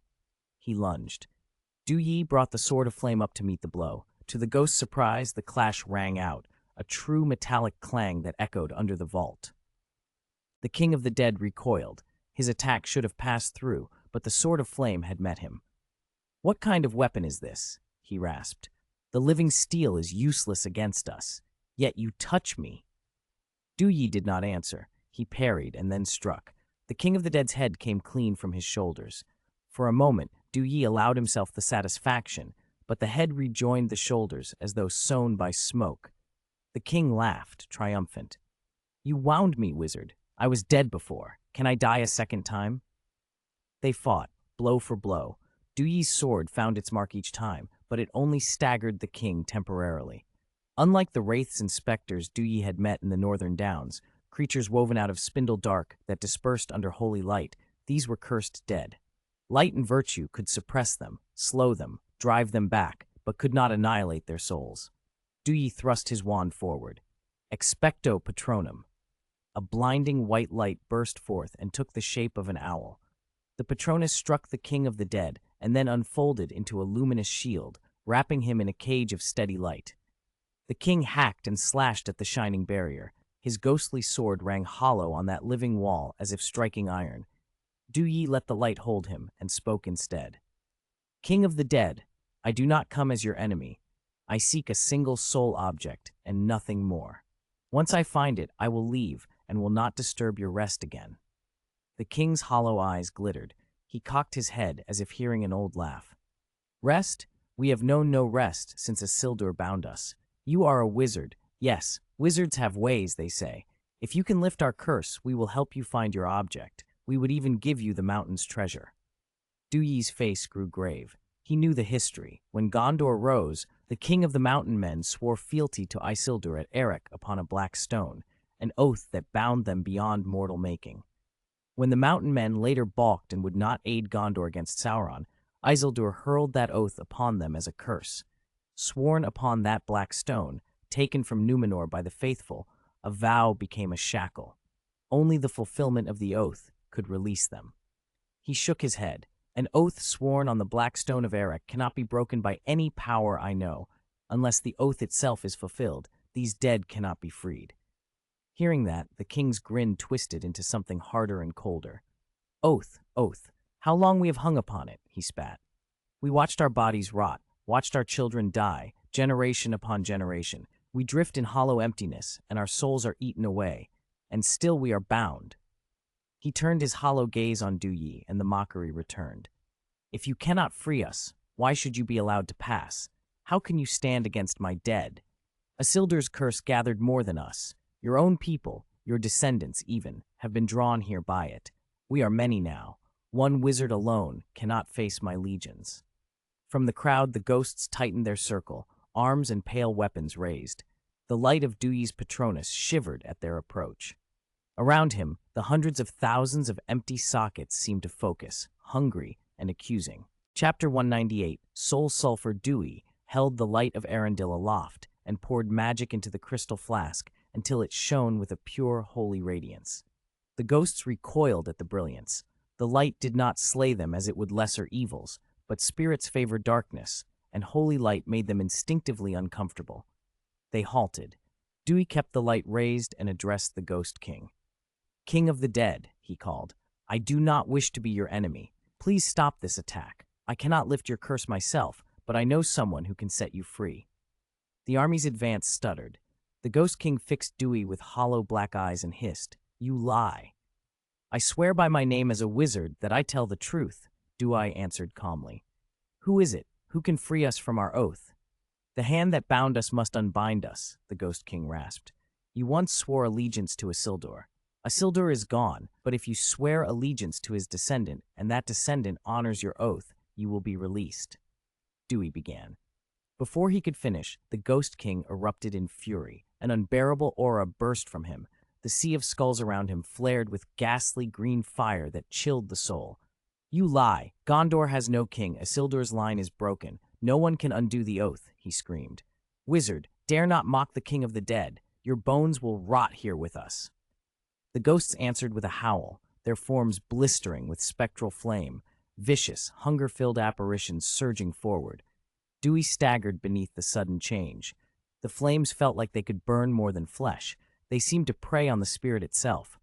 Wait, I'm not lying, Dewey shouted, bracing his Patronus to shield himself from the chill. Isildur's bloodline is not extinguished. Do you claim it still exists? The Ghost King demanded, suspicion lacing his voice. Dewey nodded. The southern line was broken, but a direct descendant survives in the north. Each generation of his heirs is sent to Rivendell to be raised by the Elves. The heir now growing there will be the rightful lord of Arnor and eventually of Gondor. Narsil will be reforged in his hands. He will face hardship, and when that time comes, you may serve him and so fulfill your oath. The green flames ebbed a fraction. Doubt warred with centuries of bitterness in the Ghost King. How can I believe you? He asked. This cannot easily be faked, Dewey said. When the time is right, I will guide him to you myself. The king's aura ebbed further, the ghastly flames disappearing. I need a guarantee, wizard. Dewey let out a silent breath of relief and answered, I can bind myself with a magical oath, an unbreakable spell. The Ghost King's flickering eyes hardened. You are a wizard. Magic is your domain. A magical oath alone may not hold you. Then what do you require? Dewey asked, frowning. Swear by the stone of Erech that you will bring our release, or you will suffer our fate, the king said quietly. All right, Dewey agreed. He had no doubt Aragorn would one day come to do what was needed. He would only have to guide him when the moment arrived. At that moment, the system reacted. Hogwarts Sign-in System, locating the White Mountains, paths of the dead. Do you want to sign in? Sign in. Sign in successful. Congratulations on obtaining the manufacturing method for the Deathly Hallow, the Resurrection Stone. Dewey blinked. He had not expected to gain that through a sign-in. He knew the Resurrection Stone's limits. It could summon something more substantial than most ghosts, something eerier than a living body, but it could not truly return the dead. It was less of a resurrection and more of a pale echo, useful in certain circumstances, practically useless in others. He tucked the new knowledge away for later. Guided by the Ghost King and his host, Dewey led the way deeper into the mountain until they emerged on the southern slope of the White Mountains, near the Stone of Erech. The ghosts escorted him to the summit. There was no forest here, only a great black spherical monolith, half buried in the ground. The exposed hemisphere rose higher than a man. Its lower half vanished into the summit like a rooted thing. For ages it had stood immovable, a symbol of sworn word and binding. Dewey examined the black stone with a mixture of curiosity and professional appraisal. He tried to lift it with magic at full power. The stone did not budge. He struck it with his sword of flames, rammed it with the spear Aglos. No mark, no crack. The surface was harder than anything Dewey had seen. He finally gave up, and in front of the king and his throng, he swore the oath to the stone, promising to bring them the release they sought. As the words left his mouth, he felt the black stone breathe an invisible force. The oath was taken into it, etched and absorbed. For a moment, Dewey sensed a slight increase in the stone's weight, as if a new burden had been added. If not for his goblin-born sensitivity to magic, he might have dismissed the sensation, but he understood immediately. The stone fed on oaths. Over millennia, it had swallowed oath after oath, until its weight must surely outweigh the mountain beneath it. No mortal strength could move such a thing. The system chimed again. Hogwarts Sign-in System. Locating the Stone of Erech. Do you want to sign in? Sign in. Sign in successful. Congratulations on obtaining the manufacturing method for the Marauders map. Dewey smiled inwardly. Another small gift was better than nothing. The Ghost King's demeanor softened. You have sworn, he said, and are our guest. Tell me what you seek. If it exists within these mountains, we will help you find it. Dewey did not waste time. I'm looking for something called soul sulfur. It looks like sulfur and appears where souls gather. Do any of you remember it? Soul sulfur? The king repeated, puzzled. He turned to his host. Most shook their heads. At last, a female ghost, hesitant, whispered, I remember yellow ore in another tunnel, stained with our tears. Perhaps that is what you seek. Dewey's heart leapt. Can you take me there? They descended into a deeper tunnel until it opened onto a broad face of black stone the ghosts called the Wall of Memories, or the Wall of Sighs. Here the ghosts said their minds cleared. Memories of life rose up, and grief and regret flooded them. The wall was smooth and cold. When Dewey let his hand brush its surface, he felt a metallic tang and a sting like ice. The stone radiated a mournful, sinister aura. The place looked like an old mine. Black ore jutted from the rock, and within the ore were flecks and veins of yellow, pale, tear-stained metal, as the ghosts described. Dewey recognized it at once. This was the soul sulfur. With the ghost's permission, he began to dig. He carefully pried out every section of ore that bore the yellow deposits and stored it in a spatial bag. He intended to refine and purify it later to extract the soul sulfur. After half a day of work, the mine had been considerably widened, and Dewey had taken as much of the ore as the tunnels would safely allow. Before leaving, Dewey conferred with the Ghost King, and with the Ghost King's assent, used aglos to cut a slab from the Wall of Memories. He planned to take the sample for study. Then, amid the hollow hush of the tunnels and the thin, patient voices of the dead, Dewey made them one more promise. When Isildur's descendant, Aragorn, had grown and proven himself, he would be brought to the paths of the dead so their millennia-old bond might finally be honored and broken. Aragorn was only in his teens now. For ghosts who had already waited 1,000 years, a few more decades were nothing. Chapter 199. Crisis Dewey left the ghosts behind and emerged from the paths of the dead through the dark gate on the northern side of the White Mountains. The sunlight and fresh air hit him like a blessing. He took a long, grateful breath. The passage through the dead had been rough at times, but tolerable. What made it unbearable was the oppressive sense of death, skeletons and bones everywhere, an atmosphere that would frighten a timid soul to death. The ghosts themselves were worse. Physical attacks did nothing, and even most magic barely affected them. They were not wholly dark spirits. Spells like a Patronus or the Light of Arendelle could only drive them off, not destroy them. A few hundred or 1,000 could be handled, maybe, but there had been hundreds of thousands. If he had failed to persuade them, Dewey had been ready to apparat away in an instant. Because of Isildur's curse, the souls of those mountain folk remained bound to the peaks. They could not leave unless summoned. With an army like that, they could sweep across Middle-earth unopposed. He did not apparate out of the mountains. Instead, he rode his flying broom toward Edoras, capital of Rohan, not far from the dark stone altar. He planned to sign in there, and, if luck held, meet Gandalf. He barely had time to set his course when the sky above him blackened. Thick storm clouds rolled overhead, then, without warning, a bolt of lightning shot down, aiming straight at him. Lightning travels faster than any ordinary reaction, but Dewey's mind ran faster. In an instant, he apparated away from his broomstick. There was no time to take it with him. The broom was shattered where he had been a moment before. When Dewey rematerialized on a mountainside a short distance away, he stared at the sky, stunned. Someone had targeted him. That could not be a coincidence. Someone was calling the lightning down on purpose. Before he could work it out, another bolt struck, this time smashing into the mountain's summit itself. The glaciers that crowned the White Mountains fractured beneath the strike. The mountains shuddered, and an enormous avalanche thundered down the slopes. Dewey guessed at once that it would bury the pass and cover any escape routes. He apparated again and reappeared hundreds of kilometers away, outside the range of the avalanche. Apparition had its limits. That had been as far as he could go in one jump. That should be far enough, he muttered, but the sky answered with another bolt of lightning. He had no time to flee. He slammed his staff to the ground and cast the strongest defensive ward he had, Super Protego. A white radiance burst from the staff and solidified into a magical dome above him.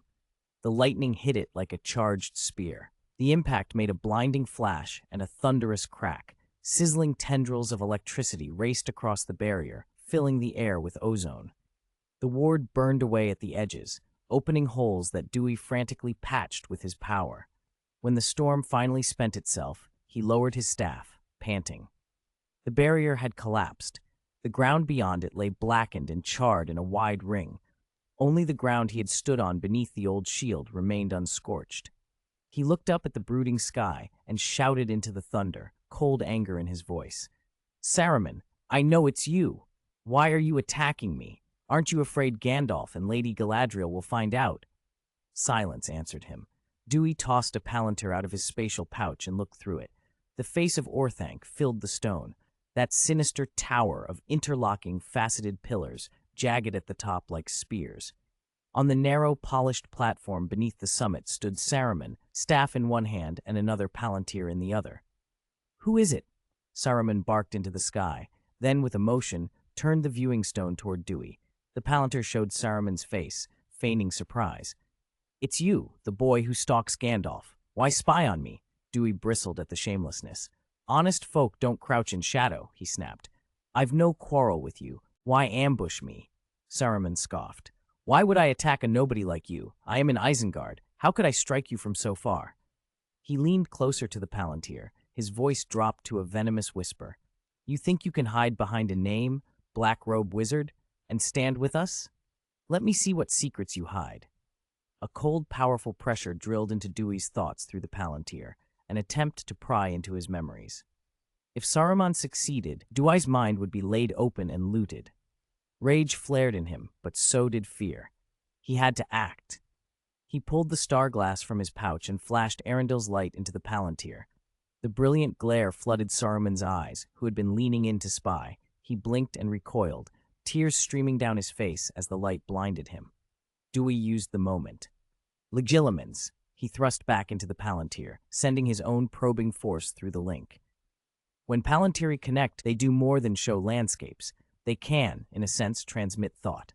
Through Saruman's disrupted focus, Dewey felt the sweep of the Maya's mind, huge and ancient. For a sliver of time, while Saruman reeling under Arendel's light, Dewey managed to pry loose a fragment, a sliver of memory that implicated Saruman in a conspiracy with Sauron.